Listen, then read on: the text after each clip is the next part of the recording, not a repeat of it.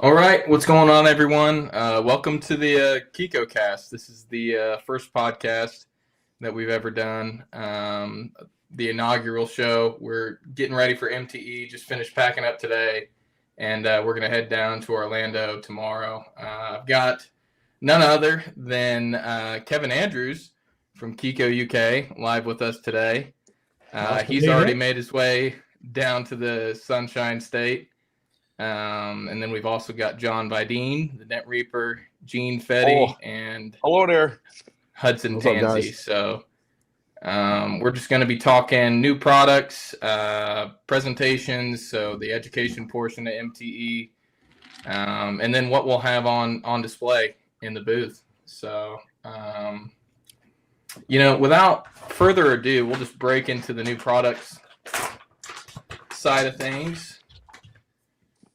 What I've got right here are the new KECO Boss tips. We're calling them the Boss tips. They are blending tips. We've got them in the 27 millimeter, I believe 20 millimeter, and then I think this is a 17. Yep. Hey, Kev, can you translate that from British to American for me, please? It's about that big, that big, that big, that big, and that big. Okay, perfect. Yeah. So, what material is that? Hayden. These are stainless steel, polished tip, and then so 17, 13, and then an 11. So look out for these at MTE. And then something that I'm really excited about that we're going to do in the booth this year. Some of you guys may know we've got our hammers that we've had out for a year now. You're actually going to be able to build your own hammer in the KECO booth. So we've got some pre-built shaft and head configurations. If you just want to buy the hammer naked and take it around and buy your tips at another booth, you can do that. If you want to take a look at what we brought, especially these new ones at the show. So it's a Build-A-Bear workshop, but with hammers. That's exactly what I was going to say. It's like Build-A-Bear with hammers. Holy moly. Yeah. Did you consult the fine folks at Build-A-Bear? Do they know about this? Hudson had an idea that probably wouldn't have got us in trouble, but he wanted a Build-A-Bear spoof logo for the Build-A-Hammer. Unfortunately, we weren't able to put that together, but we can say it here, right? Darn it. We can say it here. Build-A-Bear, Build-A-Hammer. This is a safe you place. have the option, like at Build-A-Bear, you can put the little heart into the bear. Can we put the blending rhythm into our hammer when we build it? The heart of Chris White beats in every hammer sold at KECO. Okay. Yeah, That's beautiful. That is beautiful. Okay. No, that's going to be awesome. That's going to be. I already have two of them. I'm just gonna go build a third one because why not? Okay, Why not? I'll be honest with you. I don't have a single KECO blending hammer. I think I have four of them. Yeah, I've got my tried and I true. always knew used. that Now you were a couple steps slower than everybody else, but I didn't think you were that slow. Look, Those if hammers I are can, amazing. if I can do, but honestly, if I can do like a Build-A-Bear or a Build-A-Hammer style thing, that might push me over the. And is there going to be places that I could like try it out on? Yes. There. Hudson, Yeah, we'll have a demo station. I know you love that. I know you love that Glexo hammer. Yes. The mid-range, which is about the same length as the Glexo hammer, with the aluminum head and the pivot tips, is absolutely gold on like mid-sized crowns. Like it, you really need to try that build out. I'll help build you one in the booth. We can meet over there. We'll build a hammer together. It'll be like a Build-A-Hammer ghost date. moment, like making pottery. Oh, Exactly. will you guys have the song? What song? Was there is a that? Build-A-Bear song? No, the song from Ghost when they're making a pot together. I know what he's. We'll find the song. Yeah, why not? Yeah. Beverly Brothers. Was the one. Yeah, I think that would be. But the would be Build-A-Hammer beautiful.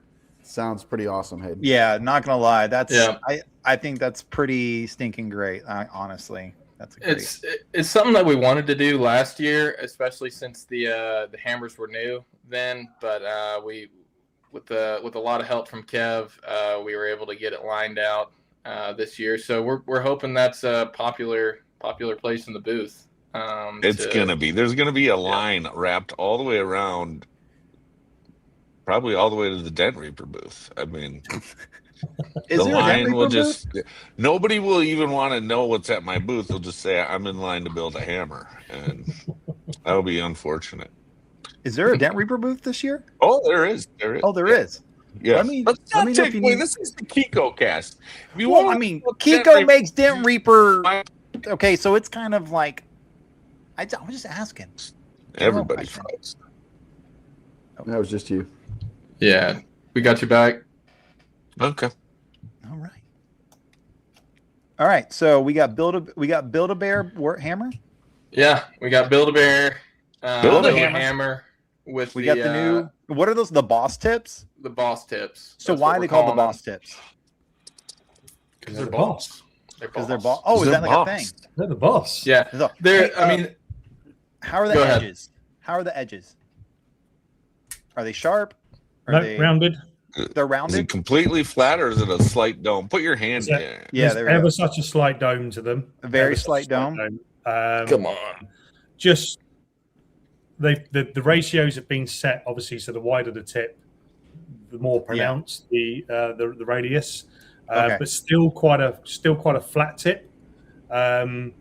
Using them last week, and they just lay stuff down really, really nice. They've got a really nice design, hex shaft. Oh, sorry, no, it's a pentagon shaft, isn't it?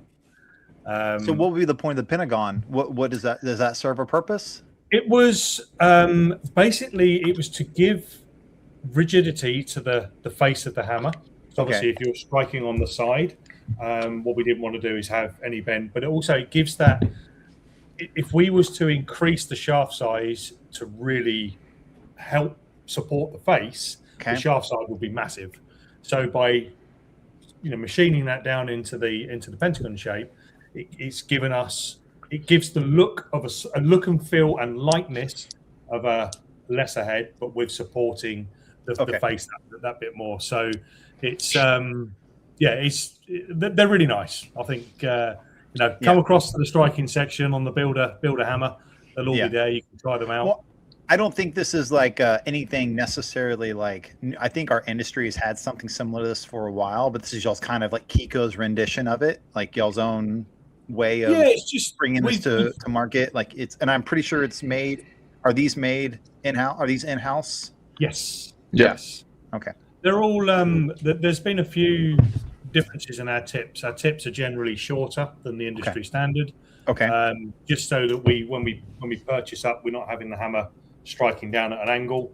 We're coming down perfect. flatter, so we haven't got that fatigue. Yes. Yeah. So there's small adjustments that all add up to for some people a more comfortable finish. So so it's one you of said, those hey, come along. yeah, you said like, hey, well, I these are would great, assume- but we feel like it needs to be KECO standard. Yeah. Okay. Yeah, I mean, like everything they do, there is a ton of thought, and I mean, we get the whole engineering department putting their heads together. I'm sure Kev has no shortage of input on that, and it's an amazing process to be a part of when you see how they come up with stuff and how many times they go over each little detail. It's hats off to the whole KECO crew. Yeah, we take our time in the engineering meeting for sure. It's always a lengthy one every week, Well, but we'll I think also it's have these available in peak. We're not going to have them at the show with us. We'll probably take pre-orders, but look out for that in the coming weeks. polyethylene We've got a peak material and the boss tips as well. But And they're let's all pause for a sold in- second. I wanted They're to all pause for a individually second. available. Sorry, what was that, Kevin? You can get them individually as well, so you haven't got to get the variety pack. You can buy each one individually, or you can buy the variety pack of them. Yeah. But I want to pause for a second because you just said something, Hayden, that we don't hear a lot in our industry. That I think, like I remember when Chris was coming to MT. I've been going to MT for 15 years now. This is my 20th year doing PDR. So, and I remember when when Chris was slinging his golf ball print tabs at MTE, right? And now he has built it to what it is today, to where there is, and this is what I want to point out, is there's an engineering meeting. Like what?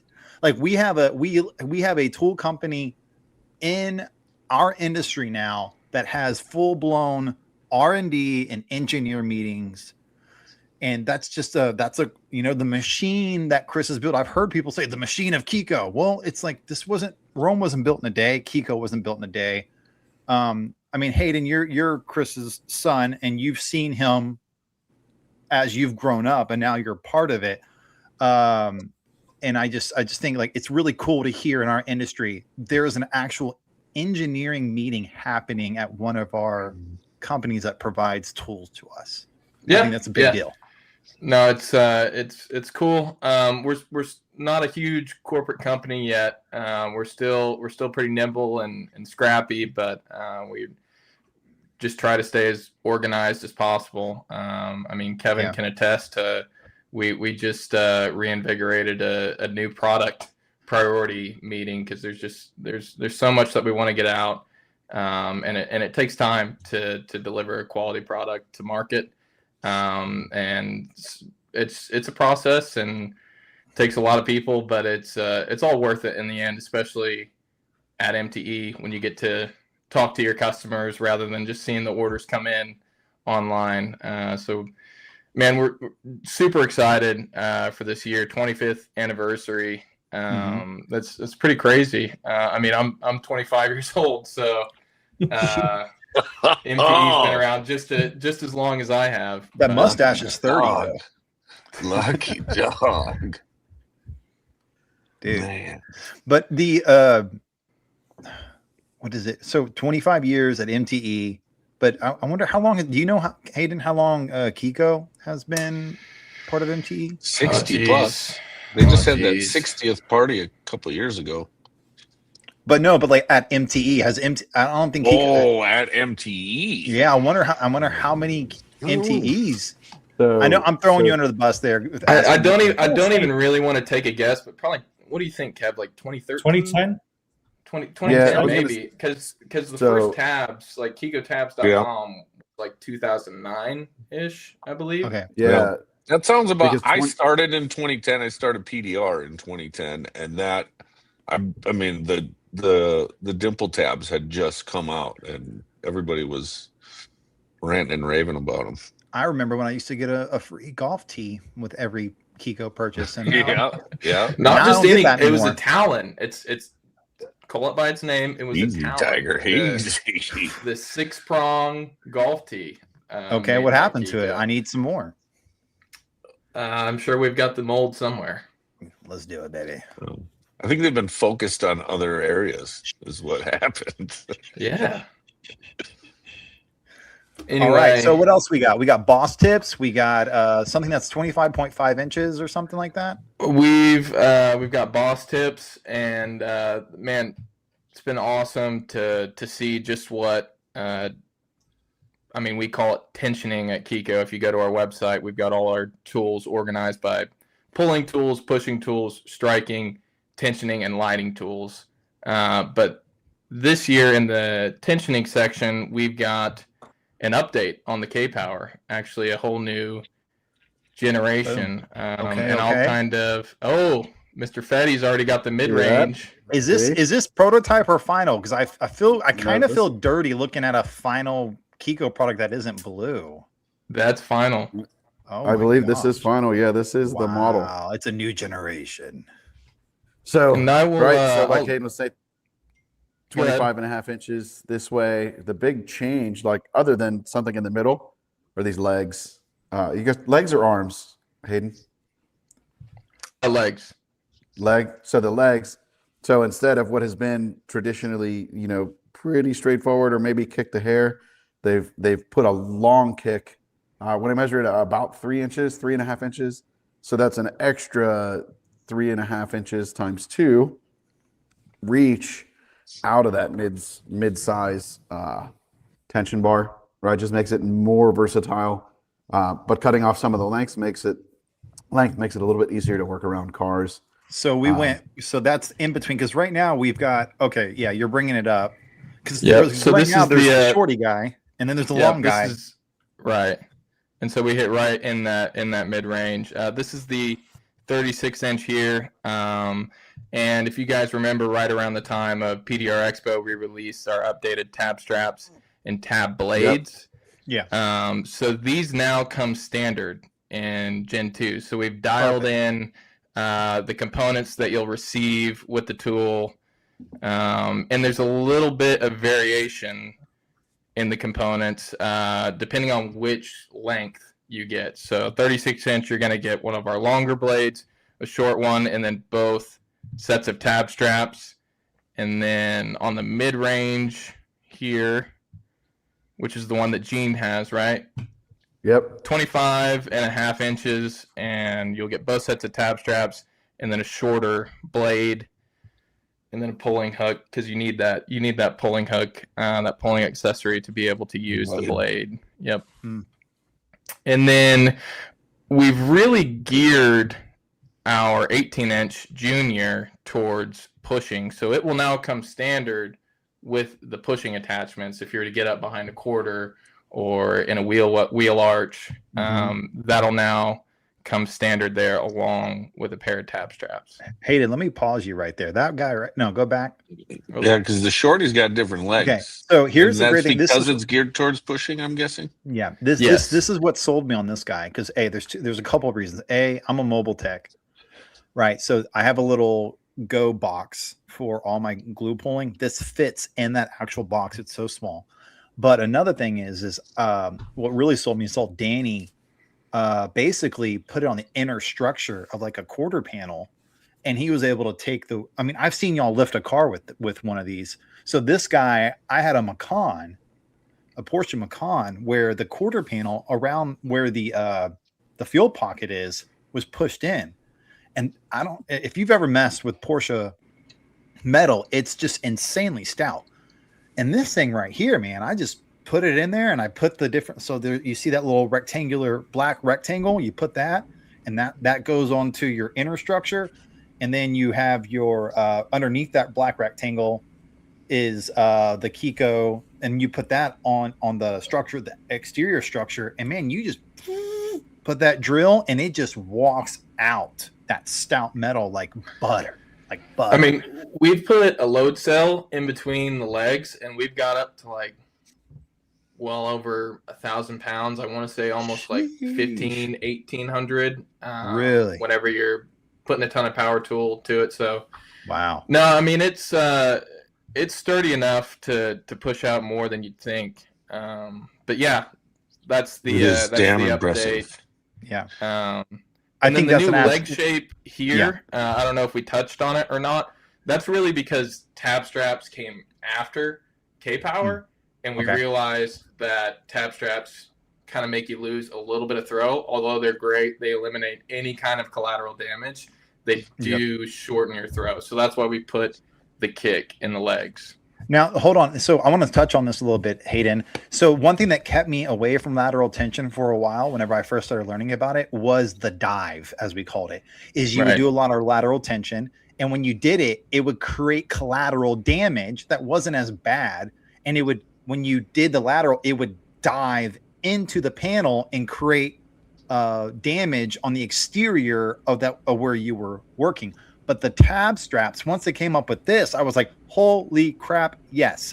And this, though, like you said, Hayden, does kind of cut into your repair area, which is why y'all have made the legs kick out. Yeah. It gets rid of that dive. Ever since I've switched to the tab straps, I've had zero dive, zero issues, and I'm able to apply lateral tension with just ease. It's been incredible. The other thing on that, can you zoom in on that picture there, Hayden? Yeah. So if you see, you're probably on the lighter blue area. It says "Do not glue." So these tabs only actually you only glue the very base of them. So your setup time's a lot quicker. You're not putting, yards and yards and yards of glue on there. But what it does, it gives the back end of that tab that float. So even if you go inverted if you've got something that's really, really holed in, where normally you just wouldn't be able to set up the tool on that. Because of that float, you can always hook it up to the tool. There's a ton of extra movement, and as that panel walks out, those tabs will automatically adapt to whatever you're throwing at them. They've got the groove up the middle, so if you can heat them, wrap them around the body line, so you can pull right on that tension body line as well. So can you go to that? So zoom in on that, because what Kev's saying is perfect. So see that little cutout in the middle? You put some heat on that bad boy, and you can literally fold those bad boys to match a body line, and it's perfection. Yeah, works. Yeah, and often you're only ever molding. So often you're gonna be on that body line. Anytime you have a bigger dent in that body line, adding lateral tension is going to help so much more, and having that ability to match that body line with those is it's a beautiful thing. It's a beautiful really thing. To that, if I have much of a shot at all, it doesn't even need to be big. If it's much of a chop at all through a body line now, I instantly go to tension, because it helps that it lets that line move laterally the way it wants to move. There's so much energy tied up in the body line that if we can just help pull it this way just a little bit, it saves on your shoulders. It makes the repair come out cleaner. I mean, and also definitely. I'm a lazy. I'm not gonna lie. I can be pretty lazy sometimes, and I didn't want to go through all the rigmarole of setting up lateral tension. But once I brought home, and I know that, look, this is a KECO podcast, and it sounds like we're going, but I use these products every single day. And so I've come to find on these hard hit body lines that I used to have to fight and just go back and forth. It takes so little time to install this lateral tension on these, because of the tab straps and how simple it is, that you're actually gaining time. What you lose in setting that up, you're saving so much in time and effort on the repair and cleanup, for that matter, because if you have a trapped dent on a body line and you're cranking on that thing to get it to start moving, you're going to have some collateral damage where you're going to have knockdown nightmares, or you're going to be wet sanding to get some of that texture out, or whatever the case may be. Is, what you just said there, collateral damage. It could even just be down to the glass itself. The harder you're on that glass, the more chance you've got of creating a problem. Sure. So if we can alleviate, everything we do is trying to take away any extra damage anywhere. So putting that lateral tension on there is going to allow you to push less. So it's going to be safer on the glass. It's going to be safer on our bodies as well. No slippage or limited amount. It just, everything adds up. We're creating, we're creating that metal flow, which is so important. And even so for knocking down, these tabs are going to pull everything back to where it wants to go. So anyone that hasn't tried knocking down with lateral tension, really come and see us at the booth. Let us run you through that, because you go in there as if you were hitting a normal crown, where you've really got to try and beat that thing down and get it to move. This thing, you've only got to gently tap it. Poof, it's gone. And here's the thing, and with that is, one thing I whenever I train anyone, and whenever I was being trained, is you don't, in an ideal repair, you don't want to see your knockdown marks. You don't want to see your push marks. And since you don't have to beat the living hell out of it, you can, with that lateral tension, it basically, because when you have that lateral tension and you're pulling on it, you're pulling it up, you're telling the metal where it needs to go, it wants to go. And so you don't have to use sharper knockdowns. You can use broader face tools that don't leave as much stippling. So you can go in and just barely even tap that, and it starts to move that metal, and it's a cleaner repair. It's they really do. I mean, I would say it's one of the biggest things that's hit our industry for some time now, because it's stuff that we always, we fought with every single day. I've been pushing close to 30 years now. The metal was a lot thicker. I know you wouldn't believe it. But yeah, the metal was a lot thicker. And we were so limited, but now obviously we're going on to the high strength steels and the aluminums and stuff like that. So again, that power that we were using all those years ago now has come full circle, and we're having to use it again. So having these tools, and more importantly, the tabs that the tabs and the accessories we're including with those K powers, they're dialed in. There is an actual a use. There was always going to be a use for every single one of them, but now there's a more dedicated use. Like we said, the smaller one is a lot better for pushing, and for tighter, maybe rail damage, anything that's oversized on a hail or something like that. Then that mid-range, which is going to give you almost the span of the full size with those new legs, and then obviously the full size now, which is going to be able to span, almost complete doors.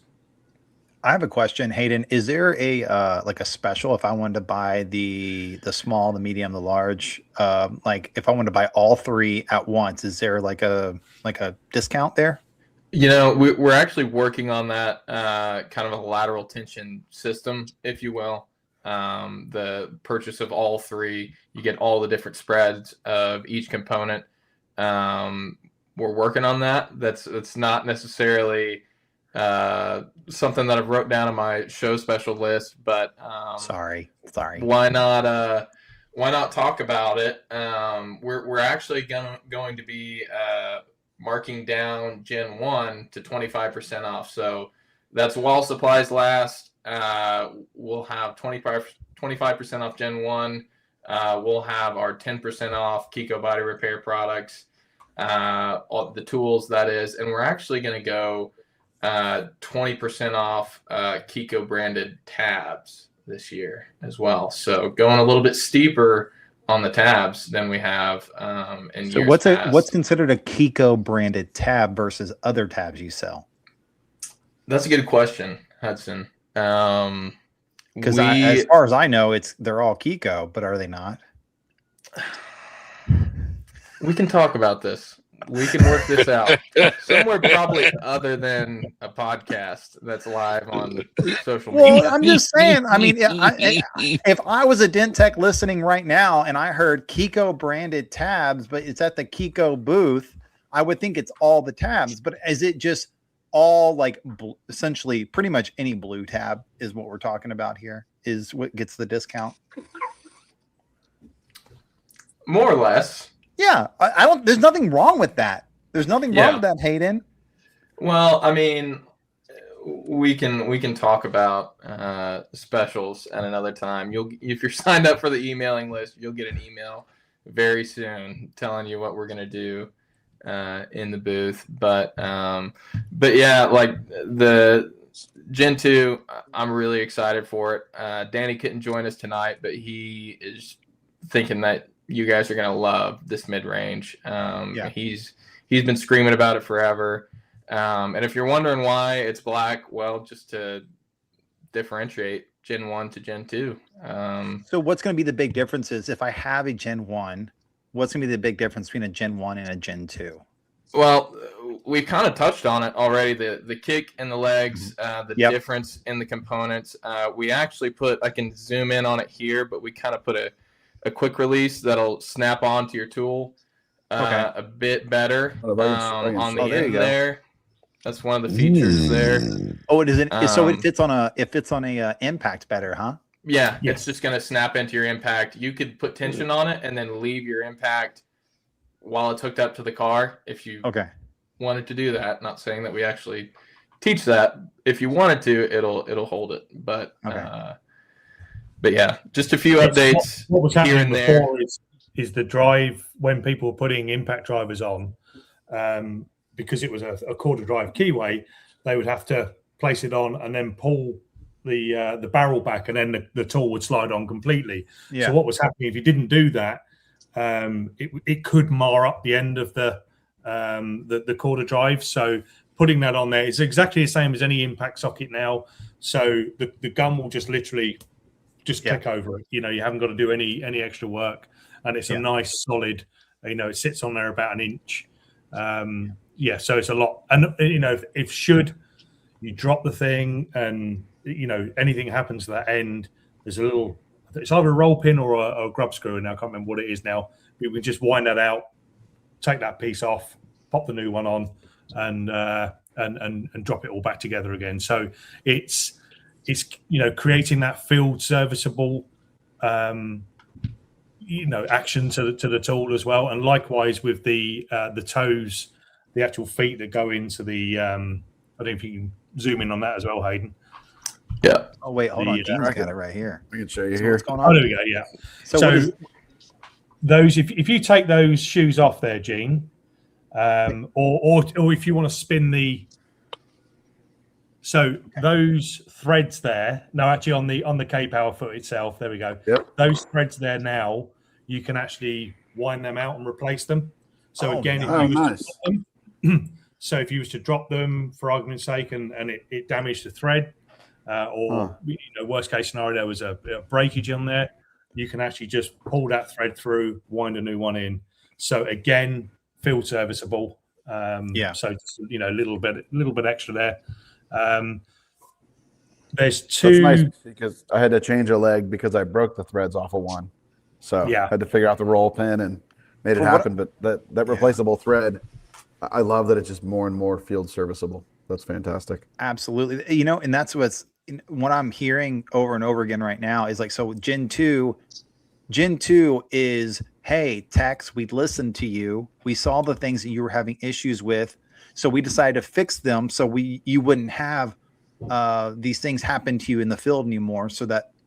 That's what I'm hearing right now. Because actually I called Hayden the other day because I had an issue with mine, and he was like, "Oh yeah, Gen 2 fixed that." I'm like, "Oh, awesome!"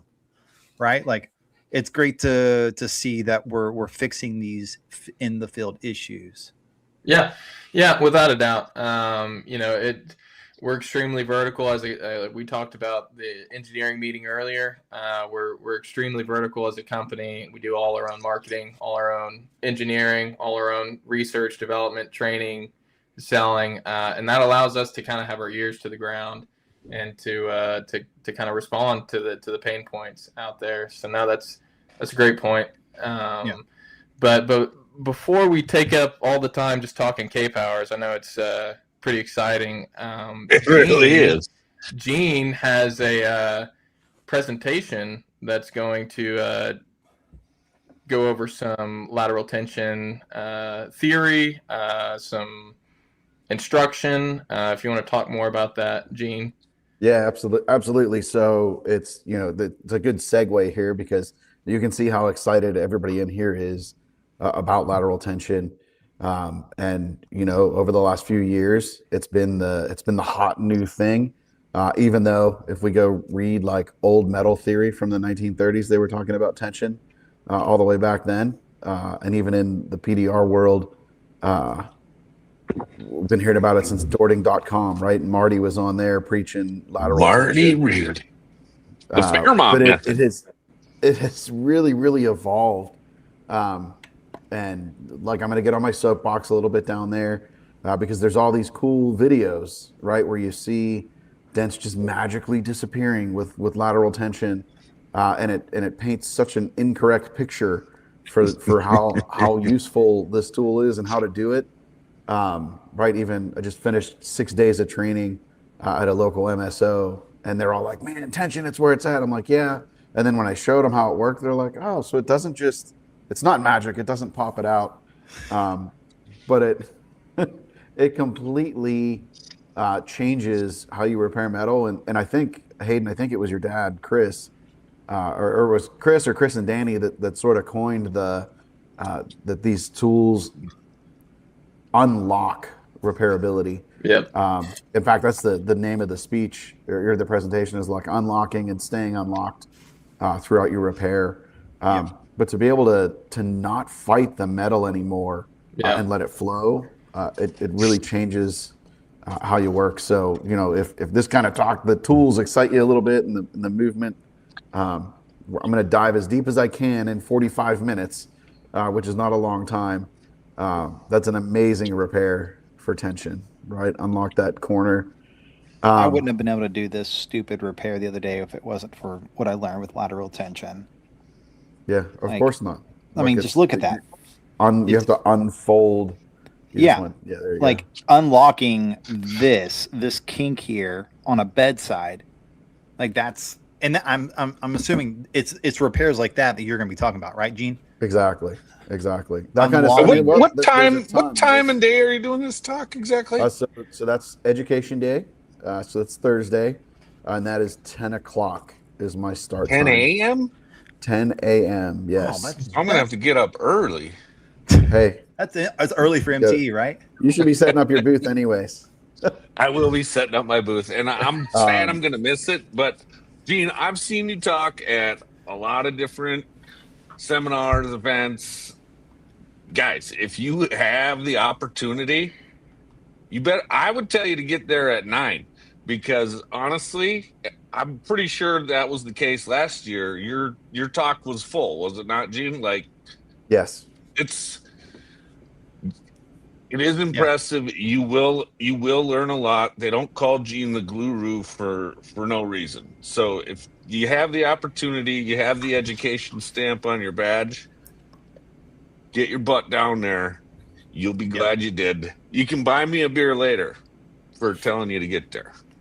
I thought you wanted me to buy you a beer for pimping my class. I'll get you a beer too. Oh, well, I was talking to the people that are going to your class, but if you want to buy me a beer for that too, I'll take it. I will absolutely buy you a beer. Wow, that for was that. Fast, Gene. There you go. Hey, the power of the internet.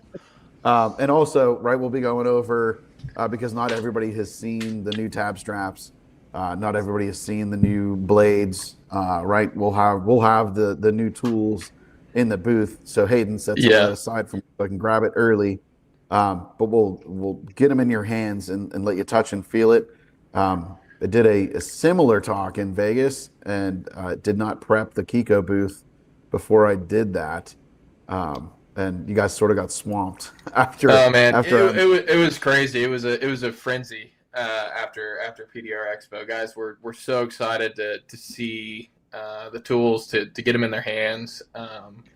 So we're hoping for a similar result this year. And one thing we've done with the booth is we've really kind of geared it around those different disciplines that I was talking about earlier, the pushing, the pulling, the tensioning, and the striking.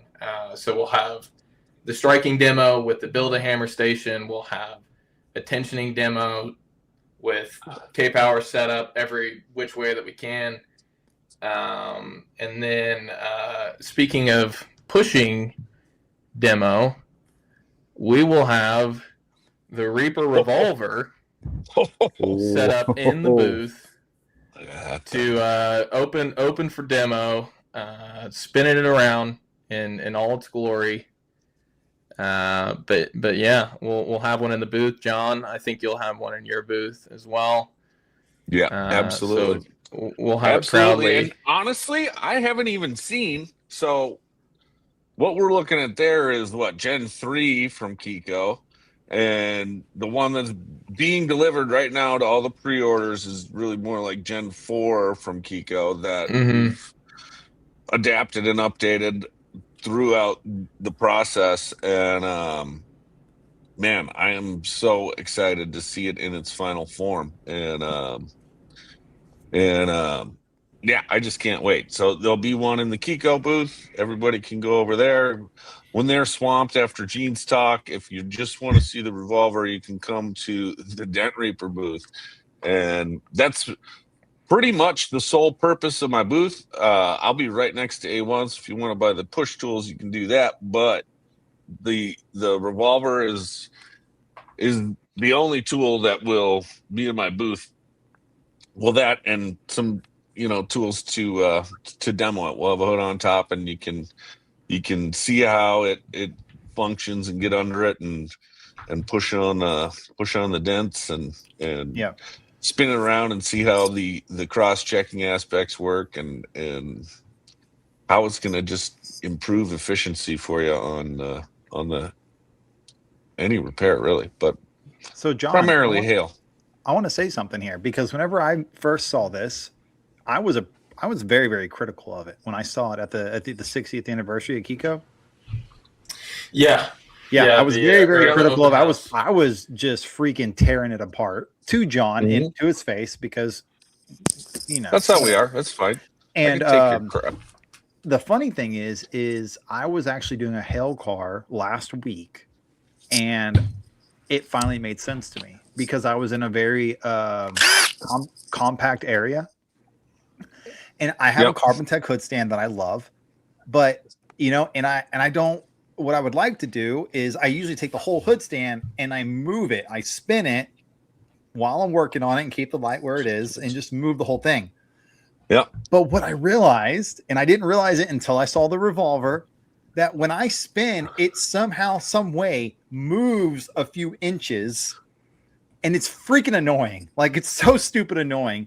And then I was like, this is why John did the revolver. Well, because and not only that, and then when you're spinning your stand like that, say you're fighting to get in one spot, and then you find yourself on the other side of you've spun all the way around, and then you need your pink whale tail from Dentcraft again. Well, now it's on the other side of the hood stand, and you gotta but you just all the way over, get it, go. So I was a doubter. Now that and every body shop, everywhere you go, it's on the hail trail. They're putting you in the backup bay, or we're in the darkest, dustiest corners of every shop that has ever existed because they don't plan to get hit with hail. So they just make room, and a lot of times that ground is going to be uneven or just crappy to work with, and this solves all the ability to spin the top independently is going to just save so much time. So here I am publicly saying that I was wrong initially. Okay, this is recorded, right? Yeah, absolutely. It is, absolutely. But I picked it apart. Now I'm really excited to see Gen 4 and see how sturdy it is. I presented you with all my arguments, and you had rebuttals for most of them, but I didn't understand the need for it until I actually, now that I know it exists, and then I had something in front of me, I'm like, oh crap, okay, I get the problem this is solving now. I didn't understand, but now I do. So nice. Well, that's good to hear. Hopefully everybody understands the problem and understands what it's going to save them time, and you'll be able to buy them at MTE. Just order them right up, and KECO will ship them out. We've got them in stock now. They're building them over at the plant, so we're ready to ship them out. Whoa, you mean you make them in America? It's hard to believe. Unbelievable. No American way. Made, according to certain social media influencers, you buy all your stuff from China and then just assemble it in America. That's not true. Sorry to do that to you. I just can't stand that guy. Oh, geez. So John, I really think this is one of those tools that people are going to realize that you keep making those incremental wins. Like we were talking, I can't remember, it was earlier in the show or something, Kev, you were talking about like these little changes that add up. I think this Reaper Revolver is going to be one of those efficiency tools where you save 10 minutes on a hood, which doesn't sound like a lot until you do, 200 hoods in a season, and then you just saved 2,000 minutes. Like it's going to be a no-brainer. The design is genius. I'm bummed that I'm going to fly out before mine gets here, so I will be seeing Gen 4 in MTE also, before I get here. And then I'm going on vacation after MTE, so they'll probably have it here and be using it before I even get to see it. Mac will be going to town. Exactly. I suppose Mac's going to MTE too, isn't he? He's going to MTE, but he's not going on vacation, so he'll be back. Yeah, he'll be back to work next week. Yeah, he's young. He doesn't get vacation. Get him back to work. Love it. Exactly. Yeah, no, I'm super excited, and hats off to the whole engineering team, Reggie and the boys. You all knocked it out of the park. So Reggie and the boys. That Reggie and the boys. I like that. We need a freaking t-shirt now. Yeah. Or at least a sticker. Yeah. Shout out to the Reggie Ayers. He's on Facebook now. Give him a friend a follow. He is, after many years, he's somewhat of the patriarch at KECO. After many years, he's joined the community, and he's active. So Special kind of genius. Special kind of genius there, Reggie. Hats off, brother. Yep. He'll be as in the long booth as as well, MTE, so come along and see him. Yep. Yeah, he'll be in the booth with us as long as we're talking stands here. Mr. Boyette, the Dent Slayer, has joined us. We will also have that on display in the booth, the Dent Slayer stand, and this thing, it's a beast. I don't know how else to describe it. It's extremely modular, and it's just a unit. Insane. Look at that thing. Yeah. So getting eyes on that for the first time, being able to make some pushes on it, I think it's going to be a busy part of the booth. I know a lot of guys have been excited to see it, to get their hands on it.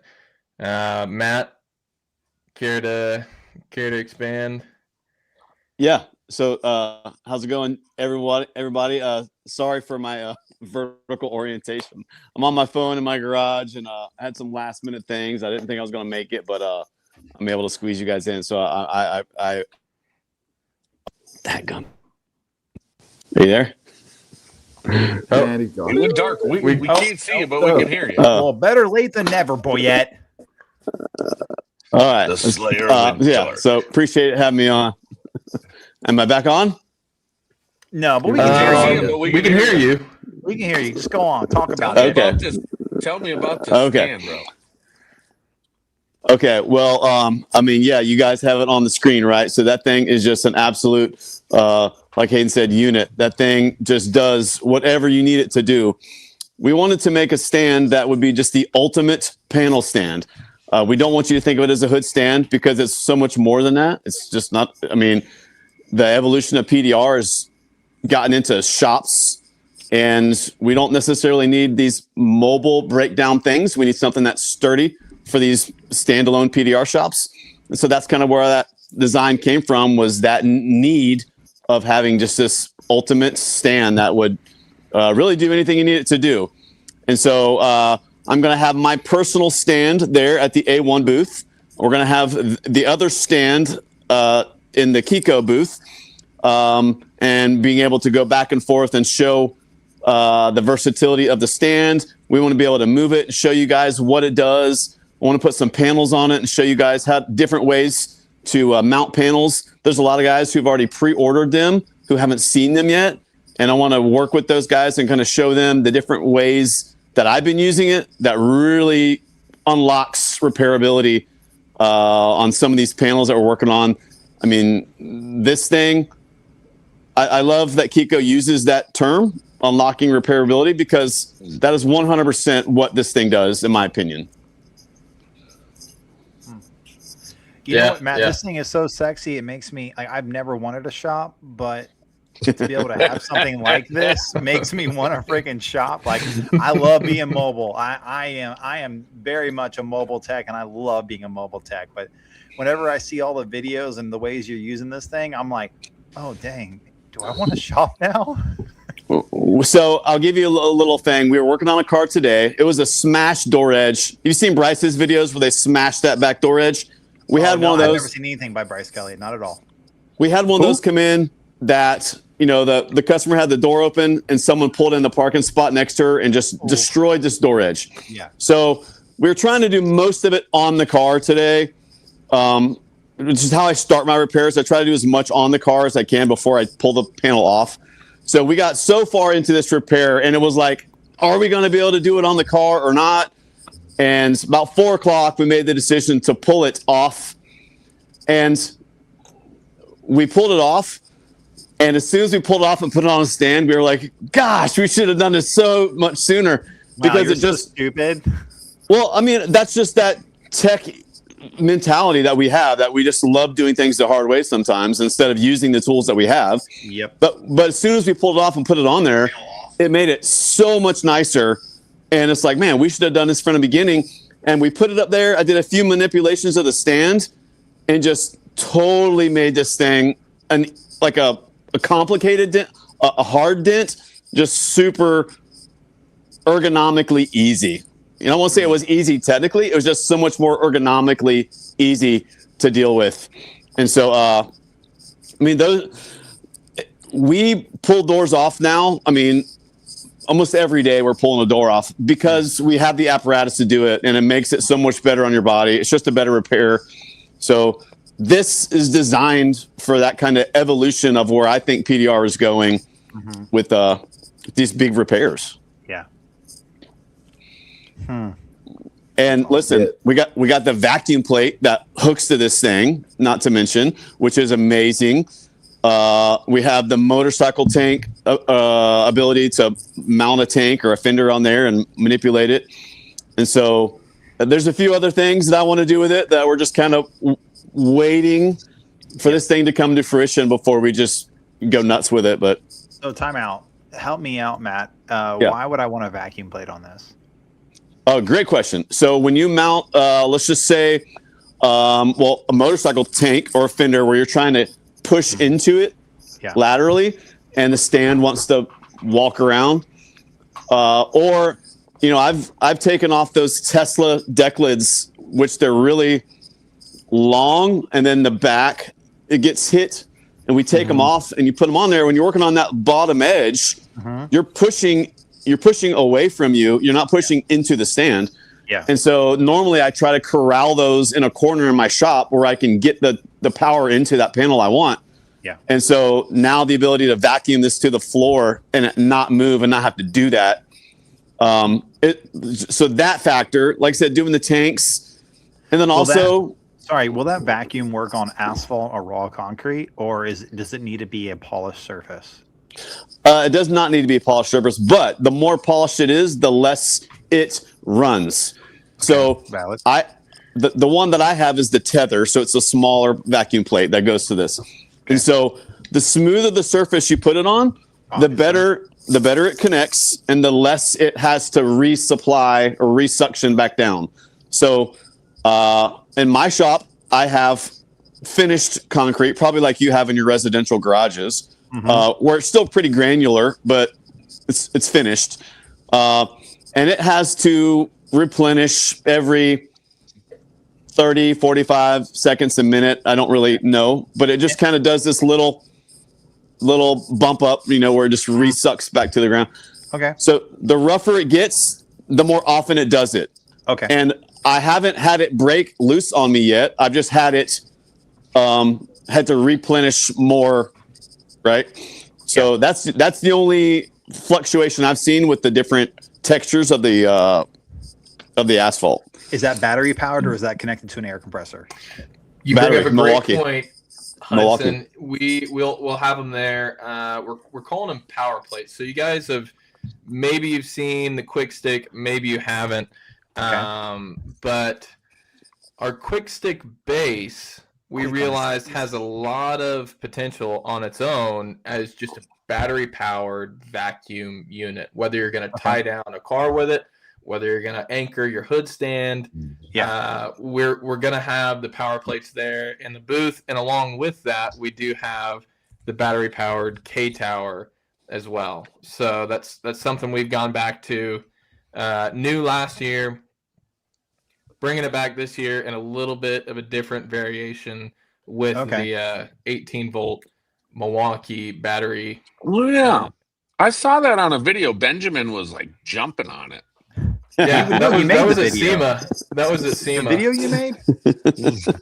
Hey, Matt, question. On your stand, if I wanted to, could I put a door vertically on it rather than horizontally, or is it all horizontal?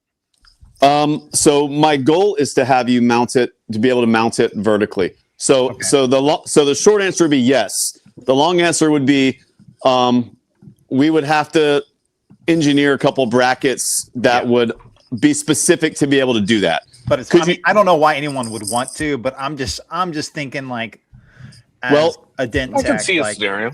There's a couple reasons you'd want to. Like we talked to companies about putting people on here for doing training scenarios. Yeah. So what you could do is you could put a door on each side of this and have two people training on one station.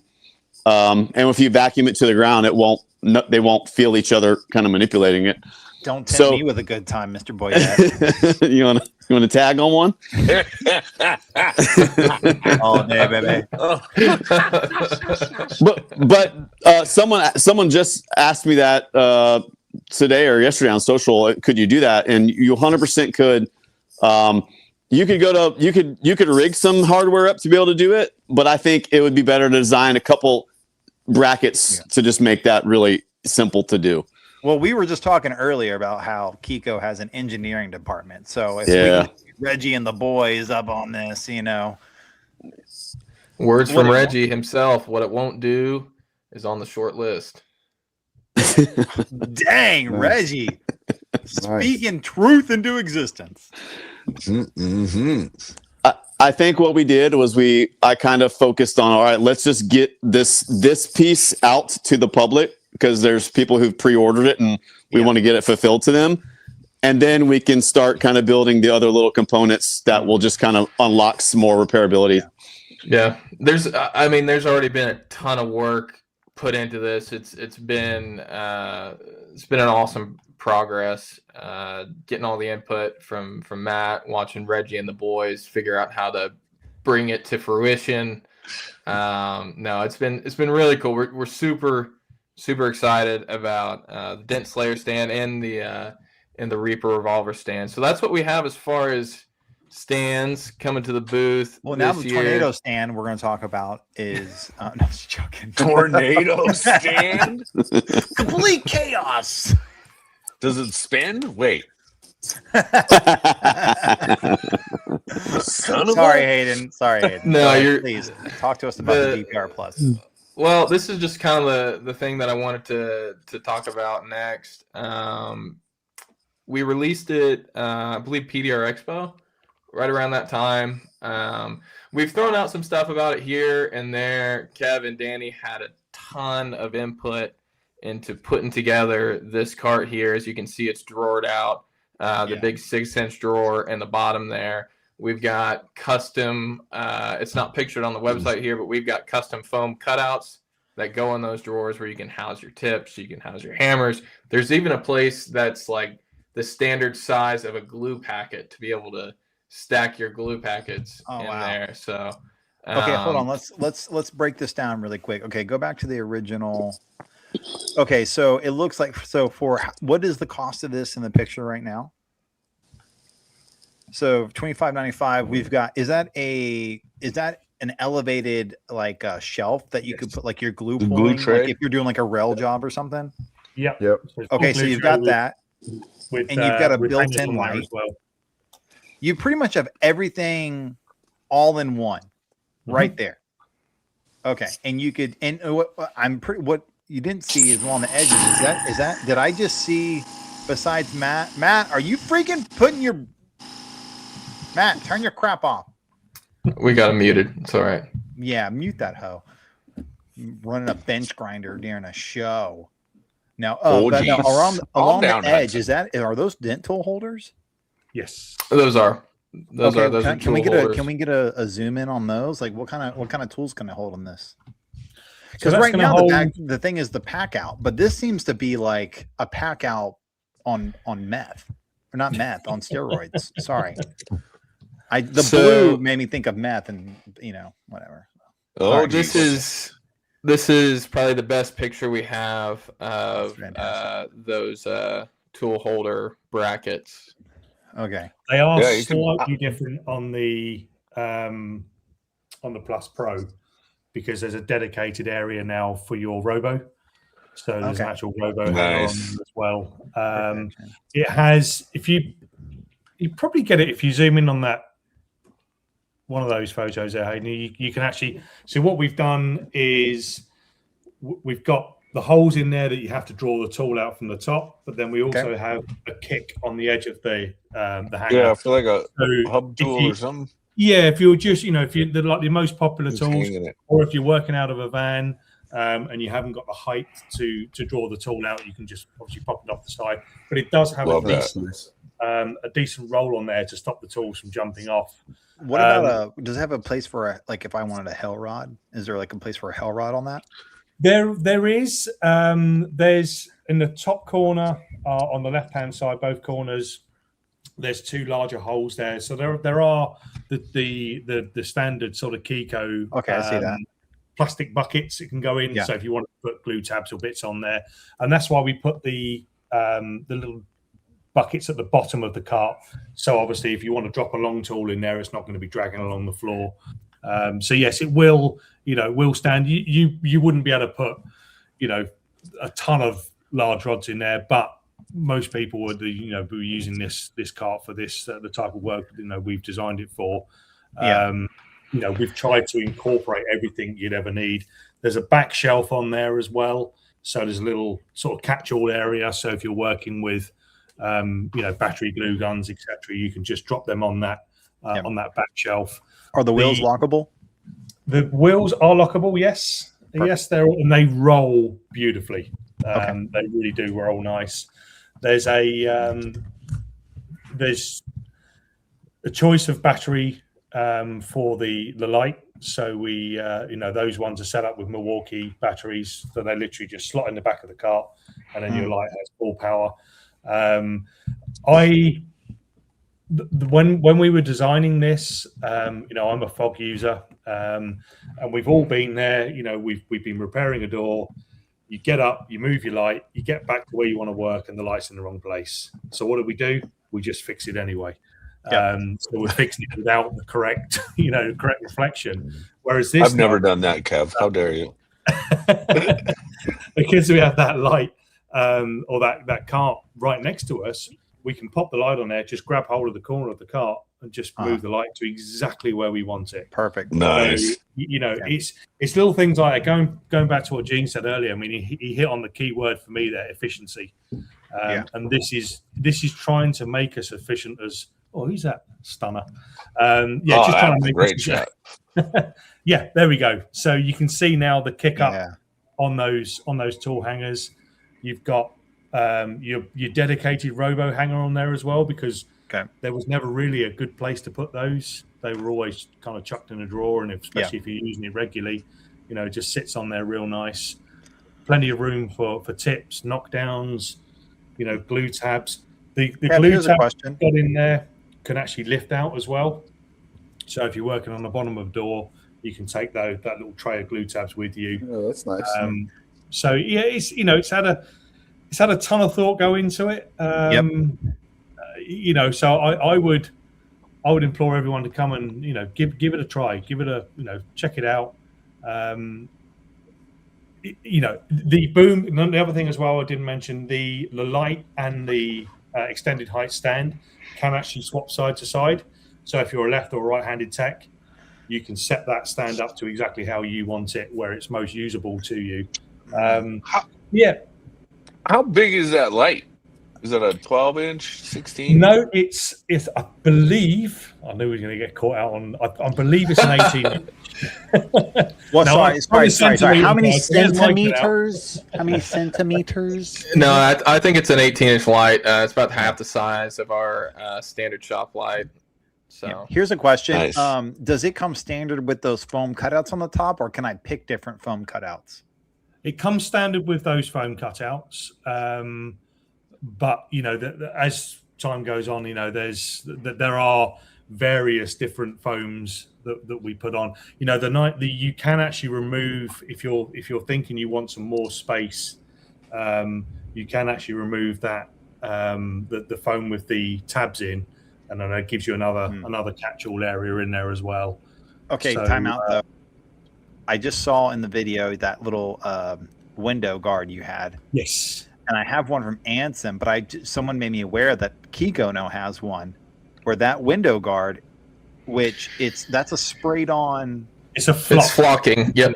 A flocking. Yeah. So it's not something that can peel off. No. It can be rubbed off eventually over time, but it doesn't typically rub off. It will compress. What the flock is a flock? I'll tell you what, man. Exactly that answer. I'll tell you what. I've got some that are flocked and some that aren't flocked, and I'll take the flock all day long, all flocking day.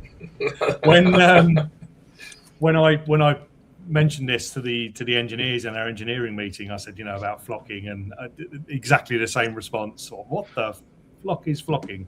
Yeah, exactly. And yeah, it's basically a process where the fibers are actually fired onto the steel, so it doesn't become like a felt. So it's a very, very hard wearing. The way I used it was always in race cars, so for dashboards and any areas where you're getting over roll cages and stuff. Okay. So it's a very, very hard wearing component. And the nice thing about it, because it's a singular component, it's never going to peel away. It will flatten, but you'll still have that that protection. You won't have any bare edges. Well, I've got one I've used for years, Dentrix. I think they're not around anymore. But Dentrix had like a very thin metal one that I'd used for years. But this guy is a lot thicker gauge. Yeah. And I think will be perfect for like double pane glass or laminate glass scenarios where a thicker gauge, but still thin enough to get down there. Yeah. And not cause any issues. It seems like, I'm sorry, like, as a mobile guy, like I'm doing a lot of stuff down the door. So like window guards is kind of a big deal to me. And I used Anson's recently, and I feel like this is very, very like pretty much like cut and paste, but with blue, and it looks amazing. Yeah, it's a the vehicle that I've got shown there. That's a double pane glass, and it was exactly for that. It's a European car. The tops of those door lips are very, very tough to get down. So we didn't want to make something that was so obtrusive. If you're working on the European vehicles, those doors are tight. One thing I don't know if you noticed on there as well, where the window guard actually goes onto the hood stand, onto the tool car. There's actually a dedicated shelf for it, but there is a foam piece that sits behind that drawer. So what will happen when you slide that in, your window guard felt or flocking is not sitting in an open space where it can gather dust and stuff like that. It's sitting against another piece of self-cleaning identity shelf. foam. So it's I'm pretty sure we've I hope we've managed to to figure out everyone's something that's useful to everyone on that on that cart. Kevin, were you integral? I have a couple questions too. Were you integral in like designing this cart? Yeah. Okay, so here, first and foremost, like anyone listening, anyone watching, I have known Kevin now for a good amount of time. Anytime I have had any conversation with this man, he is a endless supply of wisdom. Like the more I talk to him, I'm like, holy crap, how did I not think of this when it comes to dent removal or tools or anything? And so if Kevin Andrews is involved, I'm paying attention. And you're Kevin, you're the most humble guy I've ever met. It's insane. I don't know how.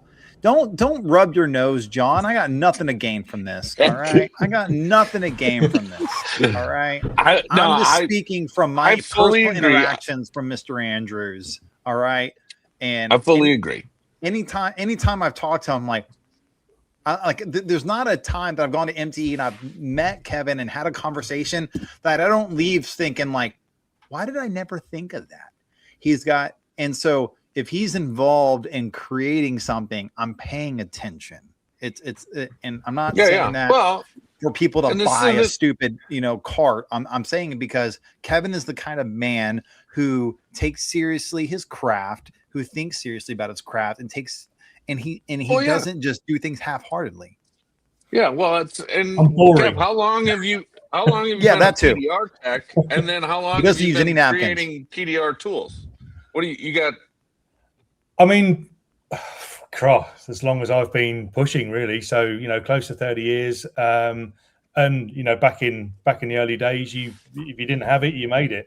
And the thing is, you made it, but typically you didn't speak about it. Everything was so closely guarded back then. Yep. So stuff that you see being produced, and that's the thing with this industry. There's a lot of that was my idea, that was my idea. We all have the same ideas because we're all trying to challenge our minds to a single process.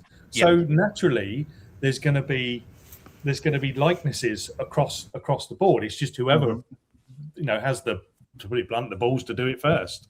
It's.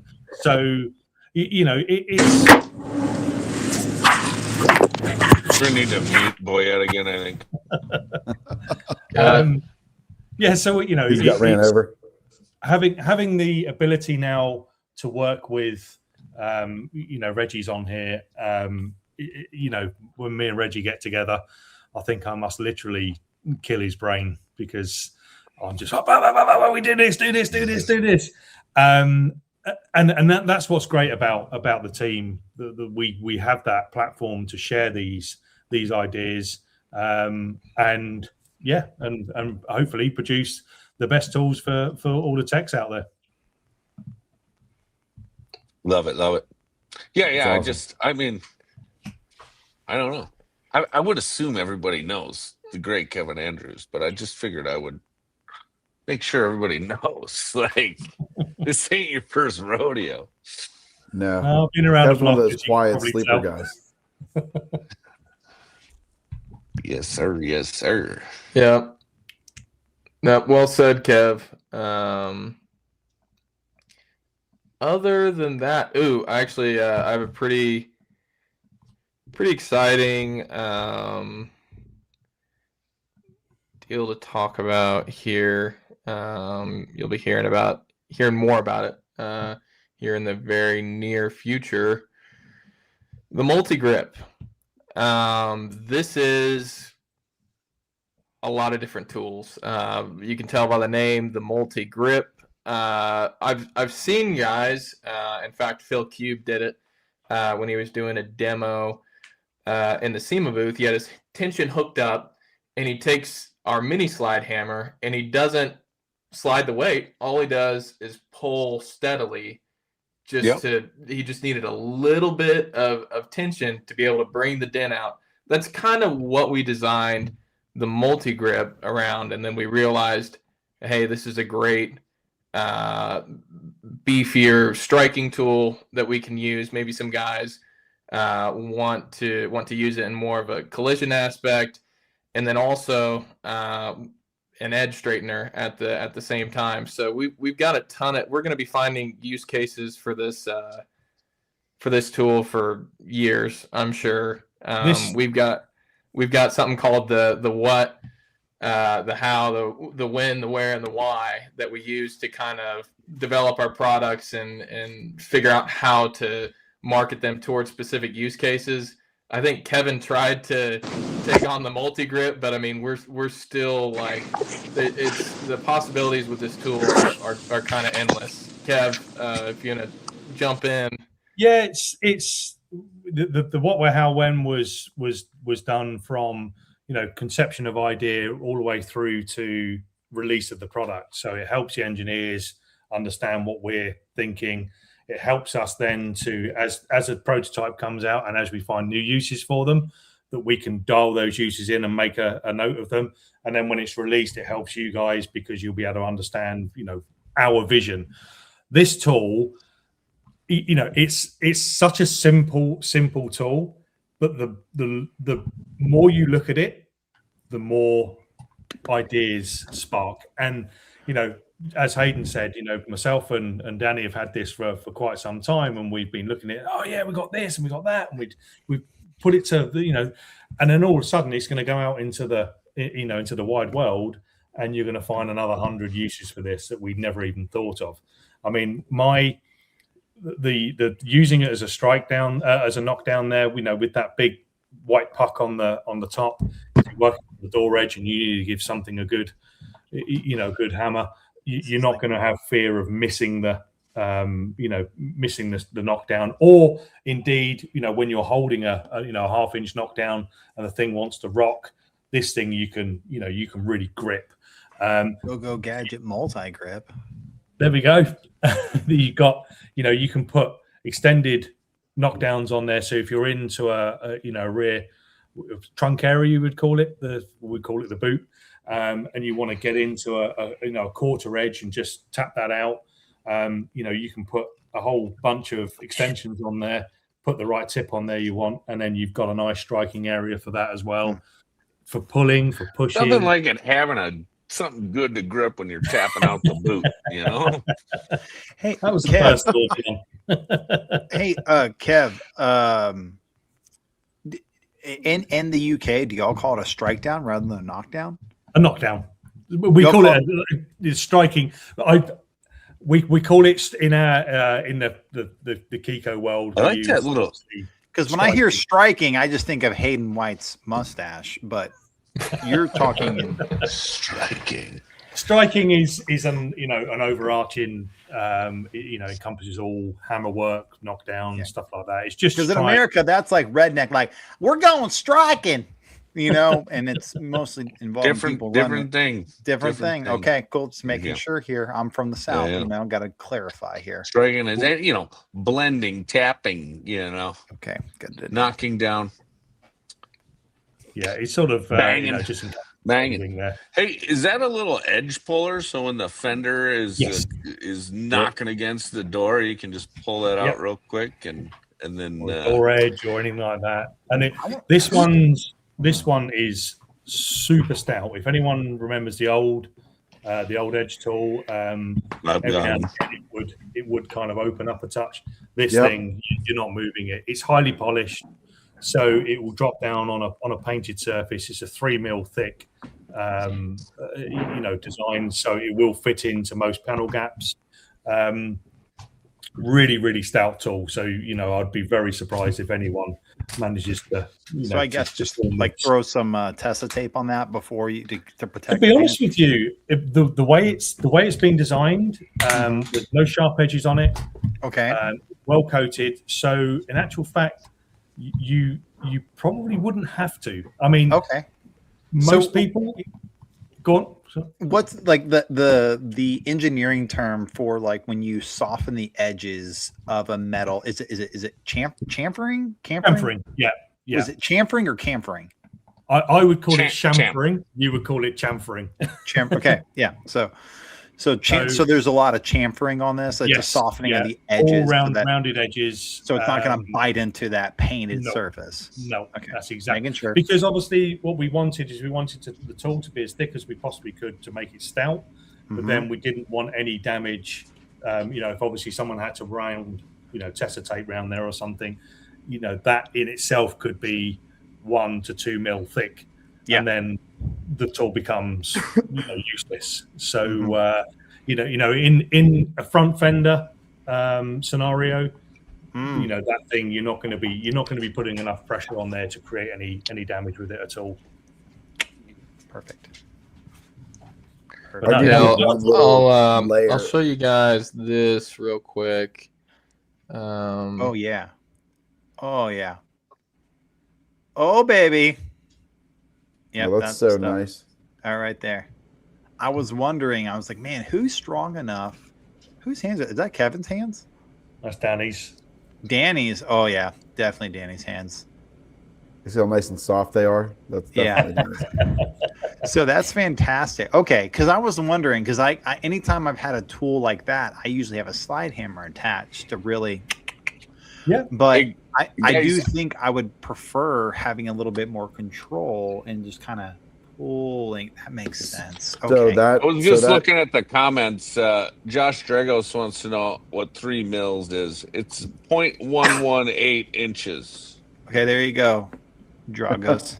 About a tenth of an inch there, but apologies less for than my, an eighth of an inch. An eighth would be 125. So about an eighth of an inch, a little less. All right. So that helps. So also, one other comment I want to see: Ryan Shutt is not going to make it to MTE. He's having, I don't know if I'm supposed to say, he's not going to make it. Just keep him in your thoughts and prayers. And we love you, Shuddy. We'll miss you. And oh man, I feel like Shuddy needs to have like a calm pod, like a calming radio show. I feel like anyone that will like listen to Shutt, you can just calm you down. Yeah, He's the Great. best. Well, Great I dude. hate that I'm not going to Great see dude. him. We'll miss you. He's such a great presence there. Doggone it. Yep. Yeah, we're gonna miss him. Oh, Shetty boy. Yep. One thing you will notice on the booth as well is the layout's quite a lot different. So you'll see everything's merchandised better. You'll see all the different products where before they might have been tucked away in a drawer. So all these types of tools we've been talking about are going to be there for people to pick up, look at, and work with. So there's a real. I think I'm looking forward to people's reaction to the booth this year. Actually, you know what, Kev? I want to make a point about this because this isn't a shot at anyone else at MTE. But one thing I've realized about KECO is like every year they're reevaluating how do we make this a little bit better. And I think everyone at MTE is like that. I think everyone's trying to make their booth experiences a little bit better. But I can appreciate. I've seen KECO. They like maybe because they just sucked so bad. Like the leaps and bounds they've made is that much greater, right? But I've seen it every single time. Like. Their booth just gets like exponentially better every year. If somebody invites you over for dinner, do you tell them that He does. the He does. meatloaf sucked? Would you like me to lie What to do you? Would you like me to lie? Would you rather me lie? Does it make you feel better if I lie? There's a certain way to handle a little but decorum. I mean, you look, could have hey, said it's something a backhanded like, compliment. you could tell maybe there was always room for improvement, but to say it sucked, I don't think it ever. It never sucked. Don't get me. Okay, it didn't suck. Okay, It just relied on compared relied to on previous hustle years. from- You're like, here's the thing: is like when you get to the next year, you're like, wow, last year sucked compared to this year. No, there has been a lot of improvement from KECO and a lot of other booths, and you stand back in that scenario. You always. It's very easy to go away and slap everyone's backs and say, "Oh, that was amazing." But you need to look at the customer's experience. And if you walk into a booth where it's absolutely jammed full of people, all the people that are working on the stand are ringing people up because there's just these bottlenecks everywhere, and you can't find what you want, and it becomes for 50% of the people it's a positive experience. For the other 50%, it's a negative. So what we try to do is up that ante and make it a positive experience for as many people as we possibly can. And the way to do that is have things on this. I mean, I looked at the tensioning display. We've done we've put all the accessories out with well done, Reggie and the boys. Reggie and the boys have made the stand better. But the tensioning area. So rather than just looking at the K-Power, which is all great, well, now you can see everything that comes with it. Yeah. So, and it's all there, it's all displayed. And it's great to get feedback from everyone because it's the only way we can get better. We know our tools, we know where we put them. If you guys can't find them, you need to tell us, and then we can make sure that, that we can adjust it for the next year. And in no way was I saying what I was saying was not like a negative. It was it was a positive. Chris, you're the Prince invited me. All right, that's on you. Yeah, right. it'll never happen again. It'll never happen again. So, but the thing is it's a positive. I'm talking about like what I've been going, like I said, I've been going for 15 years, and I know several booths that have stayed the exact same for 15 years. But KECO has said, okay, we can improve on this. We can make this a little bit better. We can change this. We could tweak that. We can do all these things. And I appreciate that. Like you're constantly thinking of new ways that you can do this. This isn't a knock on KECO. This is a praise of KECO. Yeah. Oh, absolutely. It's their culture. It's in everything they do. So yeah. I mean, crap. I mean, let's take tornado tabs for instance, right? Like I said, hey, your dead center tabs break too much. How about we make them more durable? And they're like, well, that won't sell as many tabs because they'll last a lot longer. And y'all were like, well, let's just go ahead and make them anyways. Like, who does that? Who does that? Like, honestly, what company would say, hey, let's take a tab that breaks a lot, but people still buy, but let's make them more durable and last longer? You know? Well, We welcome any and all ideas. I mean, that's I think that's all that we can say about that. you know, I thought I felt special for a while because you took my ideas and then now you're just saying it's any and all. Well, Well, Hudson got one in there, so Yeah. So no, that's yeah, absolutely. yeah, I said, big. I think it's a cultural thing. Anytime I've been to the KECO plant, it's a cool thing to see. Everybody's always trying to do better. yeah, absolutely. Well, I know in my time with Kiko, I'm trying to share the mic as I cue in. That was good. See, she's streaming for a loop. Your wife So is she's not allowed to come and Perfect watch me timing. in class. Mel, you and Makes me, me girl. nervous. We're talking to MTE. You and me. All right. Anyways, we always sort of had that assessment after the show, like what's going right, what's going wrong. You know, Kev, those drawers you were talking about, like I would be over in the corner demoing and I'm like, oh, we need these tabs. And I don't know which drawer they're in because I haven't been selling all day. And when you come out with some amazing products and then you get swarmed in the booth and then you have the chaos and the swarm, like KECO as a whole has always gotten better. Right? That's one of the things that makes me love the company so much is there's always that strive to do better. Yeah, absolutely. That's all we can do. Yep. Just keep pushing. Well said. Well said. Why don't we all just take a moment, throw our shoulders out, patting ourselves on the back? What do you say? That's right. That's right.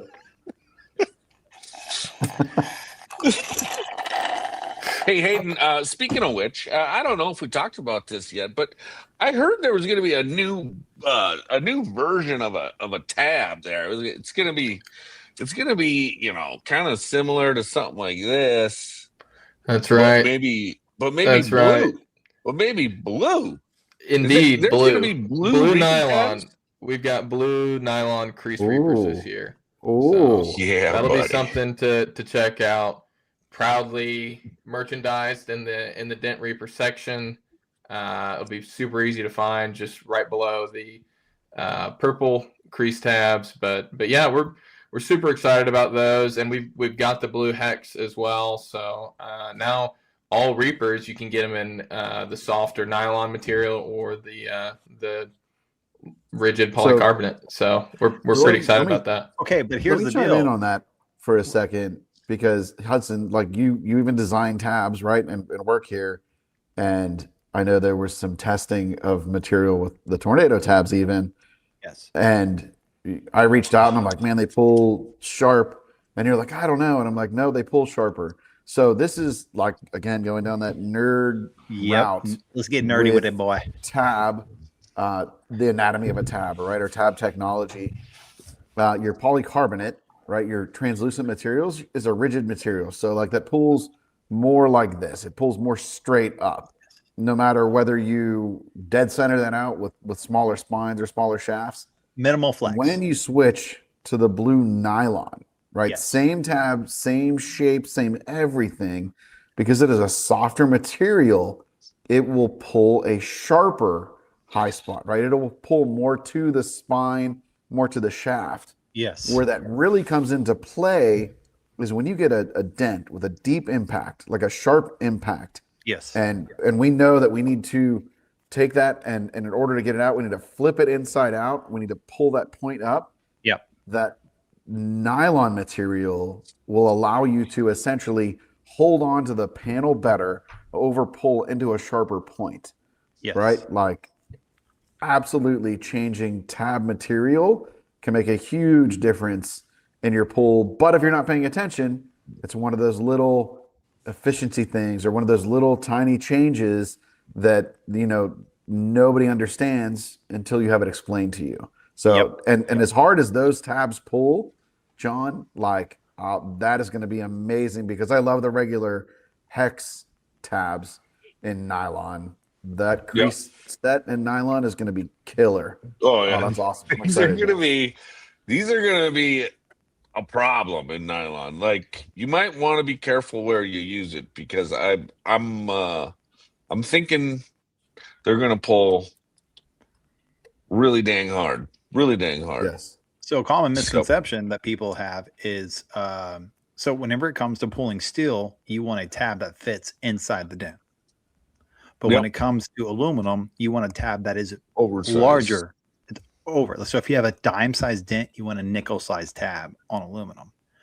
You add nylon to that, which is a more flexible material. It's going to pull a more center pull because of that flexibility in it. Right. So if honestly, I would almost make the argument that if you're glue pulling on aluminum, you need to be using a nylon tab. So the easiest way to differentiate between a nylon and a polycarbonate tab is, we would call it the ice material. It's a translucent. If you can see through it, If you can see through it. Yes. If it's a translucent or if it's very, very rigid, then it is a polycarbonate. It is a ice material. That is going to be for your steel. But if you are going with aluminum, you need to get to a polycarbonate, which is a more flexible. There is no translucence. It is a solid material. And, like I said, I've been testing, Gene and I have been testing some like tornado tabs in a polycarbonate to see where it, how effective it is with aluminum. And it's been pretty fun to see the results. You meant nylon, testing the nylon. Excuse me, the nylon. Yours are poly. But I have a theory, and so I feel like the nylons do better on a floppy. So if you're glue pulling a roof or whatever, and it's not near a brace where you have more flop to the panel, I feel like the nylons do better there. And I can't really scientifically explain it. Yeah. I can't really explain it, but fill it in my nuggets. It's a gut feeling. It's a gut feeling. And it's funny how much of dent repair is a gut feeling, and then eventually we catch up. Like let's take like NAPDRT for the longest time. We're like, dude, aluminum's harder to fix. It's harder to fix. And the insurance was like, no, it's not. And then we did a scientific study to prove it. And then now it's like, oh, we get 25% markup because NAPDRT had to scientifically prove it for us. Right. Yep. So shout out to NAPDRT for representing us little small techs so that we can get paid more on our hell repairs. NAPDART for sure.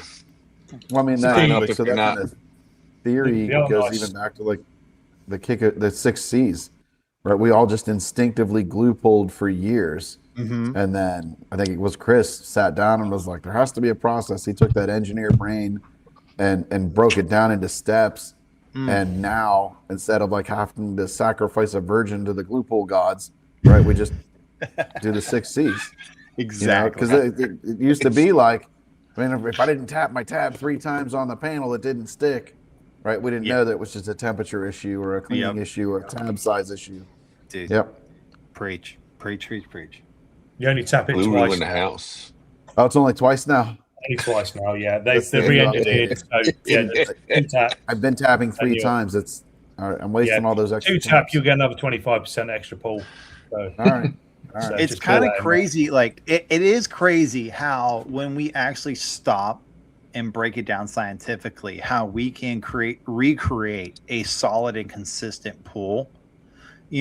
Like it's something that we've known kind of like in the back of our heads for years, but I'm appreciative of people taking the time to stop and really create a system and a process so that like what we have felt and what we have seen and what we have experienced, it now has a legitimate like 6-step process that proves what we've actually experienced in real time. The other thing, flicking back to the nylon as well, that flexibility in the tab, Hudson, you alluded to it about you can go that little bit bigger because you're focusing on the shaft pull, to get that pinch up. But things like if you're talking about the Porsche aluminum, Yes. you get a crease on that, and you try and match the size of the crease to the size of the tab. That thing's not pulling. You get those dead center centipedes. You glue that whole face. You might only have a crease that's an inch or an inch and a half long. You glue that whole thing on there, point load it. That tab is going to bend. The tab itself is going to remain bonded because you've got all that extra adhesion. Yep. But the actual pull is only going to be targeted to the, if you use a little 1/2 inch adapter, and you'll be really, really surprised what you can. And it's all these little, little tweaks. People said, "Oh, I've been glue pulling for years." I've been glue pulling since 1999 when, in Europe with the Worth stuff. Yeah. And it was horrible because it was literally, you had a box, you didn't know what to do with anything. Yep. But I could come, to present day now and say, well, I've been glue pulling for 26 years. You can't tell me anything. And the day we close our mind is the day it all goes to pieces. Let's keep learning. Come along to the booth. Even if you think you know everything, hey, we might learn something off of you guys. 100%. The only way we're going to get better in this industry is to continue talking, continue to level up. But I honestly believe there's so much that's still to find out about. Yeah. Oh yeah, absolutely. And I'm going to say this: sometimes the best tech tips come from a brand new guy who hasn't been indoctrinated and had all these beliefs poured into their brain, and they're just shooting from the hip, and they'll say, well, did you try this or that? Yep. And because they don't know what they don't know, and they're just trying something. I'm gonna shout out a tech. I was on the phone with Paul Laputre, I think is his name, or yeah Laporta. And he worked hell with a guy who works with Matt and Boyette. And I've talked to Matt Boyette, and he's like, this guy breaks everything. He just breaks everything. And like at the time, tornado tabs, were pretty resilient, and not many people had broken a tornado tab. And this dude went through like a crazy amount of tornado tabs. And like Paul's like, what are you doing? And he looked, and it's funny. So here's a little tech tip or whatever. Is this guy was taking so much glue and putting on the tab to where the glue came up and over the edges and then touched the top of the tab, which is way too much glue. Because like at the end of the day, it's plastic versus metal. Metal's going to win, right? But all you need is enough glue just to cover the surface of that tab so that there's adhesion between the tab and the metal. That's it. You don't need the glue to go over the edges, because once the glue starts going over the edges, that's when you start breaking tabs. That's when you start, wasting money. Guys, if you are a dent tech, you just need enough glue to cover the surface, and that's it. That's it. If you're going more than that, you're over gluing your tabs, and you're going to break tabs and waste money. Simple as that. You're going to piss off Craig Dyer. You know how much less glue he's going to sell because of you now?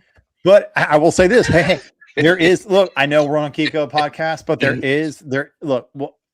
come talk to me at MTE. There is a crease tab that Anson sells that you need to have a full-blown bead going all the way over the edges for it to be effective. And when it is, it's amazing. But if you don't, it sucks. So talk to me at MTE. I'll talk to you about that crease tab. But yeah, guys, you only need a little bit and you're good. What, Gene? Who you talking to? Is that Melissa? No, that was Mac. He must be coming home from his girlfriend's and stopped and tried to come in that door. Tell him to come in. Where's he at? Let me see that wondrous mullet. Where's that mullet? Come here. Show him. Just shake it out in front of us. Let us see it. Let me see if I can catch him on the phone because he left. I'll see if I can make him pay. One. He's got a good mustache too. Does he really? Golly, man, Yeah. I'm almost. We're bringing it back. We're bringing it Sure, back. The sure. young guys. We're bringing the stash back.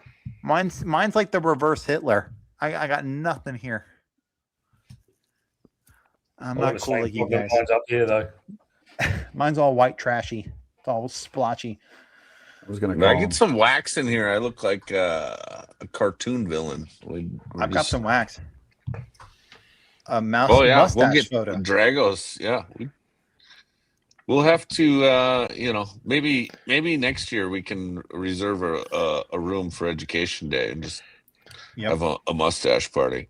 So we're at an hour 40. Hayden, is there anything else you want us to talk about? I know we've been here What for did a we while. miss? I mean, we didn't talk about tornado tabs, but those are pretty self-explanatory. We Probably talked better. a lot about tornado tabs. You I know, feel they like. are better than Reapers. Wow. Nope. Yeah, we'll have tornado tabs on display. I'm sure Hudson will be milling around the booth. at I'll be some wearing point. my How do I Sure, put sure. a code word to Hayden now? Okay, can I say What's that? the R beam? We're going to talk about that. The what? The beam? Beam. R-beam. Oh. Oh, crap. His eyes just got What's big. an I'm R-beam? excited. It's in there I'm thinking, excited. Are we going to talk about this? So What's an R-beam? This is an exciting one. I can't believe that we. Wow, is Chris watching this? Chris, did you see this? The Prince has forgotten about the R beam. The R-beam. Let me get it pulled up here. Stash Oh Masters. my gosh, I don't even know about Chris this. called it the Stash Master. The Stairmaster or the Stash Master? Stash Masters. I love the first He episode of just- Stash Master. He just got off Smash Master.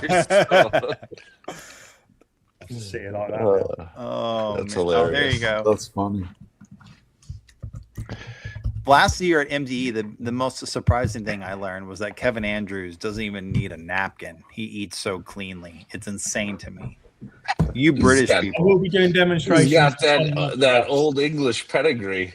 Dude, I was just like, what do you mean? He doesn't. And I mean, God save you eat a the burger Queen. with a fork, don't you? Everything's knife and fork. Oh my god! God Have you had save any the American? Queen Have you had American and- barbecue yet? Have you had some Knife good and fork? American barbecue? Yeah, of course I have. And you ate it with Nice a and fork? fork with That's like barbecue. ribs. You monster! If you speak to Holly and Chicken Jen wings. from Gencraft and they witness me eating jalapeno poppers with a knife and fork. Oh my gosh! So, You are a monster. You gotta get I'm a in there. monster. You just gotta. No. You're gonna get your visa. You're gonna get your visa rejected if you start. I'm pretty doing sure Trump is gonna send ICE after you out on that one. You know? that. Stay out of Minneapolis. Whoa! bud. We got a British man here won't use his hands with barbecue. Yeah, get him out. Oh, we got to take him to Hooters for some chicken wings just to Is see. Hooters still around? It's worth a shot. Yeah, I don't know. I think You can catch him with a napkin. It's kind of just a right place, right time sort of deal. I've already done it in the past week. All right, look, at MTE, everyone needs to bring napkins and just hand them to Kevin the entire time. Just give him napkins, all right? Actually, Chris, if you're listening, can we get like a Kiko embroidered Ooh. napkin just for Chris? That would be fantastic. Oh, there's Mac. Oh, Oh, Mac, Hello, dude, everybody. Mac, show us your mullet, bro. Just let it out. Oh, look at that flow. Oh, wow. Look at party that. in the back. Gotta show them the Wow. mustache too, dude. There you go. Yeah, put that mustache. Get the Oh, mustache. wow. Love it. Yeah, buddy. Oh my gosh, this That's probably a good smells one. horrible. Nice. Well, you'll see all these guys at MT. Yeah, I'll see you guys in 2 days. 2 days. Something like Wow. 2 days, 3 days, something like that. 2 days. Oh, man. Hey, are you The excitement so is your dad's palpable. dent repair now? Are you dent repair later? Yeah, Okay, Yeah. cool. yeah. Got to come in and finish it up. He messes it up, so Oh, got to help him out. It's Finish what it all the is. tough stuff Wow. for him. It is what it is. Wow. The LPO, student dude. has become the teacher. Wow. He learned that one from Louis. Listen, he takes third place at one event, and suddenly he's the king. He's never even come close to that. He breaks feet at every event. Only one. Crazy. Hey, you know what, Gene?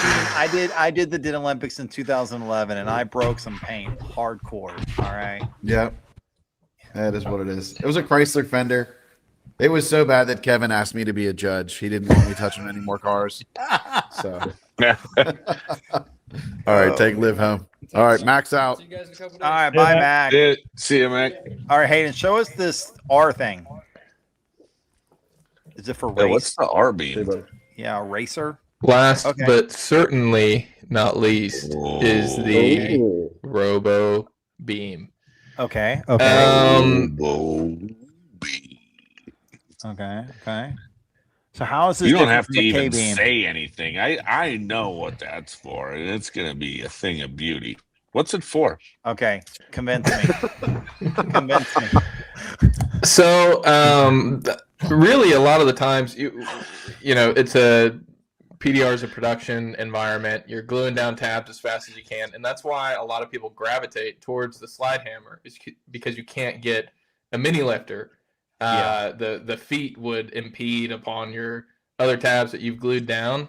Here, Valid. you're able to get outside of you've just got a little bit more stretch. It's honestly more of a beam, more of a K beam than it is a robo. It's just got the feel of a robo, because when Okay. you're working with the beam, the K beam's a great tool and it's got its place, but you just have a little bit more feel with the robo beam. Yeah. So, and What's I the, immediately imagine turning those feet parallel to my rail, and then you could in a hail environment you could do 3-4 pulls without Mm. those Yeah, feet getting in the way. because of the distribution of 4 feet rather than 2 feet on a rail. Because like typically, I'm not letting a robo lifter touch a rail because I don't want any of the no. impressions of the kidney feet. But with this, You need to turn your feet parallel to the rail. you shut And your then you're whole not mouth g- when you're talking to me, John I'm Vadina, just making telling sense. you how to do it, Hudson. I mean, Okay. I've never had a problem when I've done it that way. Well, Anybody on a else? Subaru,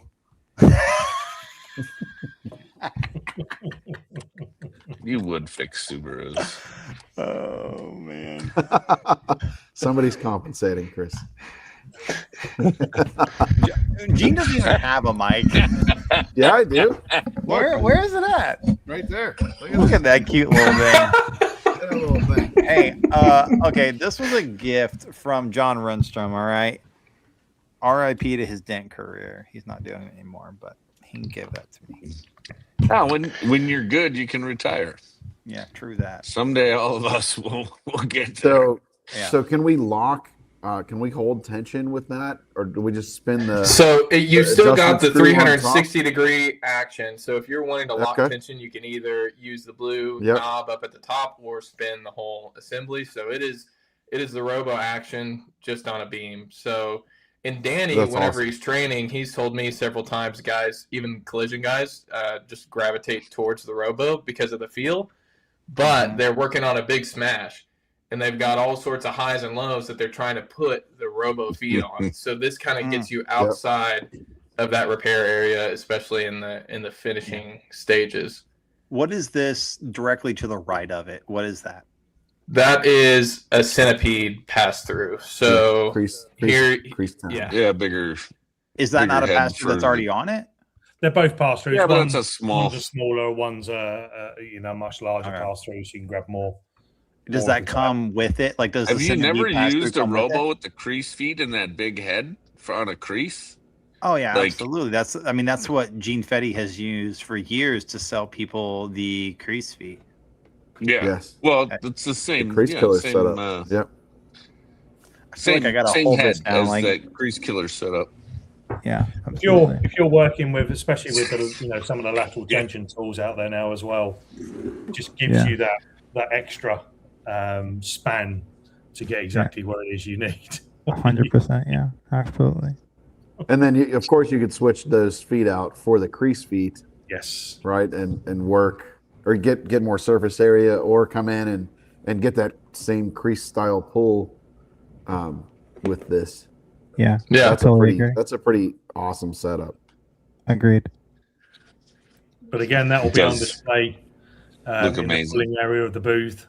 So come check it out, and it's a real killer tool. It really is. Robo Beam. Look, I'm I'm bringing this digging all that. back to the beginning here, okay? As things start to dial down here after almost 2 hours, I think the most exciting thing for me is going to be the freaking build a hammer. All right, like that sounds like the most fun I'll have at MTE. Come get your boss tips at the Build a Hammer station.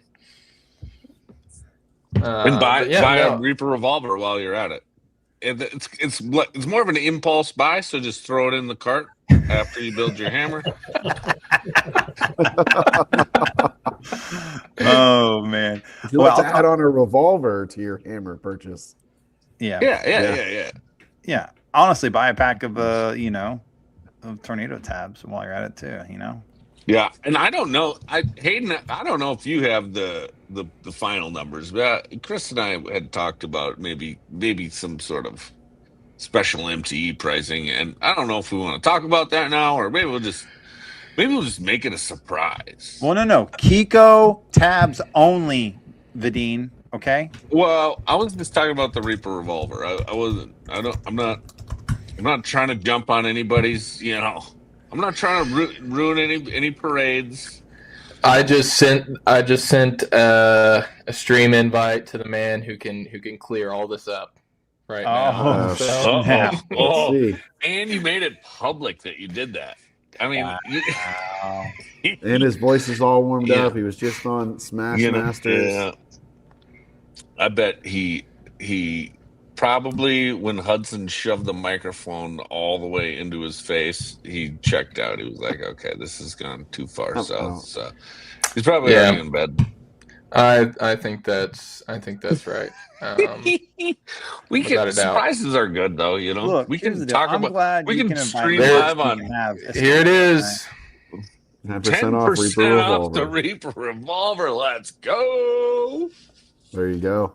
Holy moly! $35. That Hudson's bad at math. $350. Sorry. Yeah. So, yeah. That's fantastic. Come on down. Get you some. Yeah, Get you some for dang sure. But seriously, we've really done a ton of work at the booth this year. We're so excited for the floodgates to open, for guys to come in to watch demos. That's something we're going to put a ton of emphasis on this year. Is not only letting people try, but also trying to educate at the same time. We know it gets crazy, but speaking of education, 10 o'clock Thursday.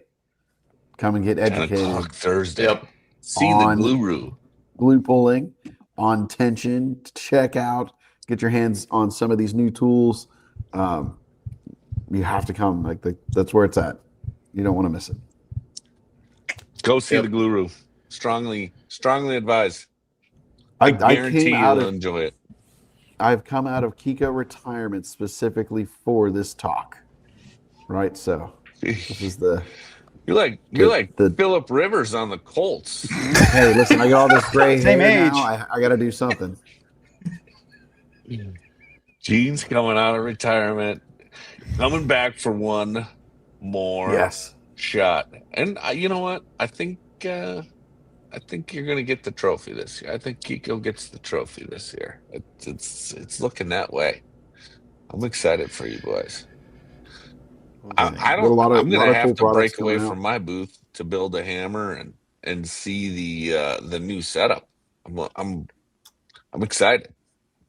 Yeah, we're super excited too. But yeah, anything else? Thursday, 10 a.m.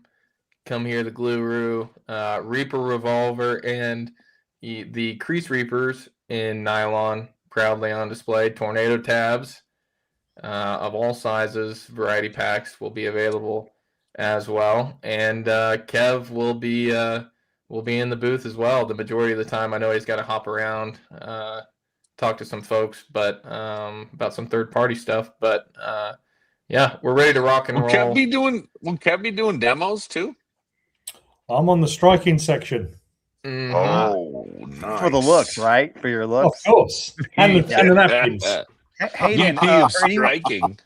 anyone Kevin that's still Andrews. listening or watching, is there Striking is any my last middle minute name. questions that anyone would have that we could answer for them before we can get out of here? Because we got like, we got like 5 minutes left until it's been 2 hours. It sounds like last 5 minutes. If you got any questions, let us answer it for you. You know, like why would you buy Tornado tabs over Dent Reaper tabs? I mean, I could answer that for you all day long. Because you hit your head. Yes, that too. Well, the real answer is buy all of the tabs so you can fit in all of the dents and fix them all with the Freaking best tab for the job. Gene, who told you to come here and make That's sense? Okay. Hey, Okay. it's what I do. Josh what I do. Dragos has a very important technical question. Okay. Yeah. Good Let me Lord. bring it up. Yeah, you better bring that up. Bring that up. Oh Lord, I know this is not for me. Pull it up, Jamie. Is that No, it? That's the one. Kevin Leon. You have a layaway. Okay. He Listen, says, how in can all I get honesty, a black Kiko t-shirt? There it Will is. you guys have black Kiko t-shirts in the booth? We will have black Kiko t-shirts in the To match booth. Gene too. Is it possible? I mean, could he get one if he bought a Reaper revolver? I mean, would you give him a black Spend t-shirt? $100 or more, and t-shirts will fly out of the totes that we brought them in. Hopefully, right Heard on it here first, people. Hopefully, you'll sport it proudly. The prince has spoken. The prince has spoken. All right, $100 or more, free you get a free t-shirt. t-shirt. That's a beautiful like deal. That's a beautiful like it. deal. I have a black Or- Kiko shirt. It fits great. My wife, every time I wear that shirt, wants to sleep with me. Okay, so spend $100 more. Okay, at Kiko. Hear me you out. Get it. You Hear get me that shirt. out. Or you can buy the T-shirt for $100 and get $100 worth of free tabs.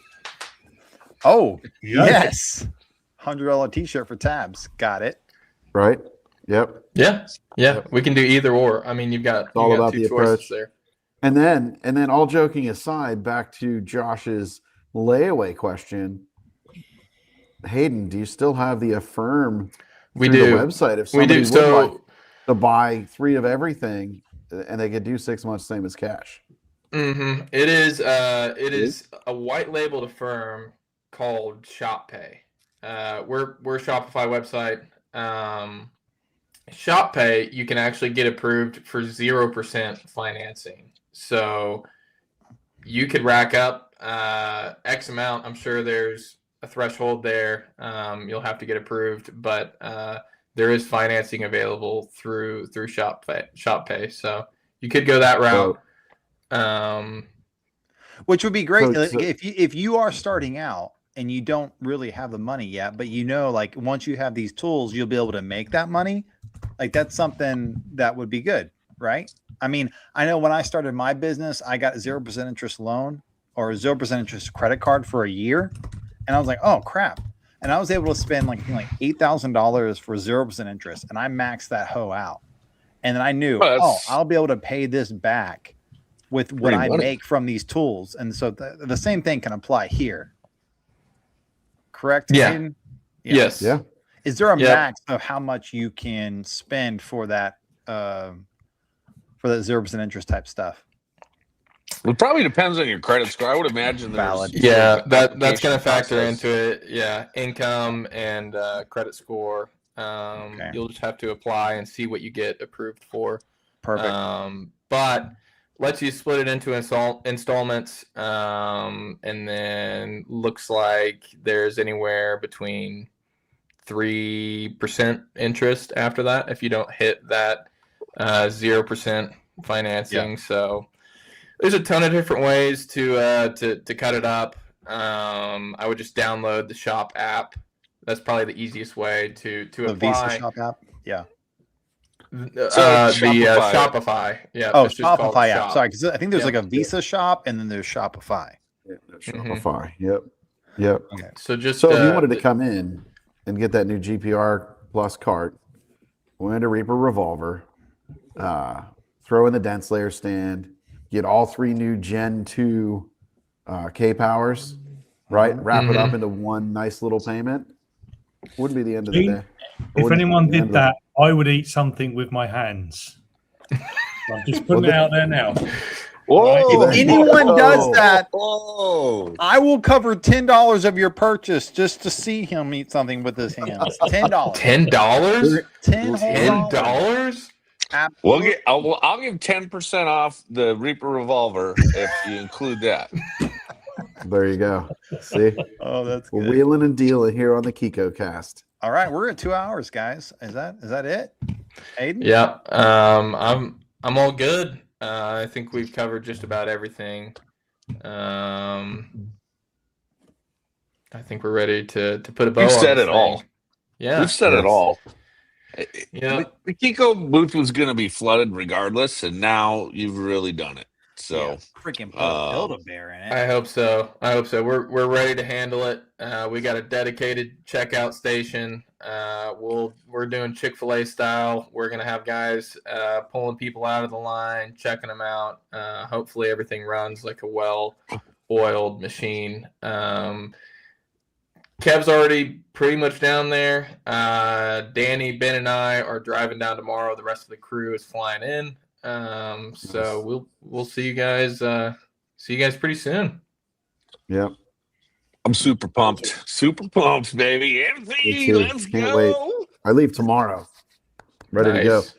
I live Listen, I'm Wednesday. going to pitch one last thing. If you happen Go to be a ahead. beginner, you're a newbie, on Wednesday, if you're going for the new Beginner's Day, I speak at 1:00, and I will be talking all things glue pull and really laying a foundation for you to have successful glue pulls your entire career, right? So Wednesday, Beginner's Day, and then I think we have a meet and greet from 5 to 7 that night too at 4 to MTE.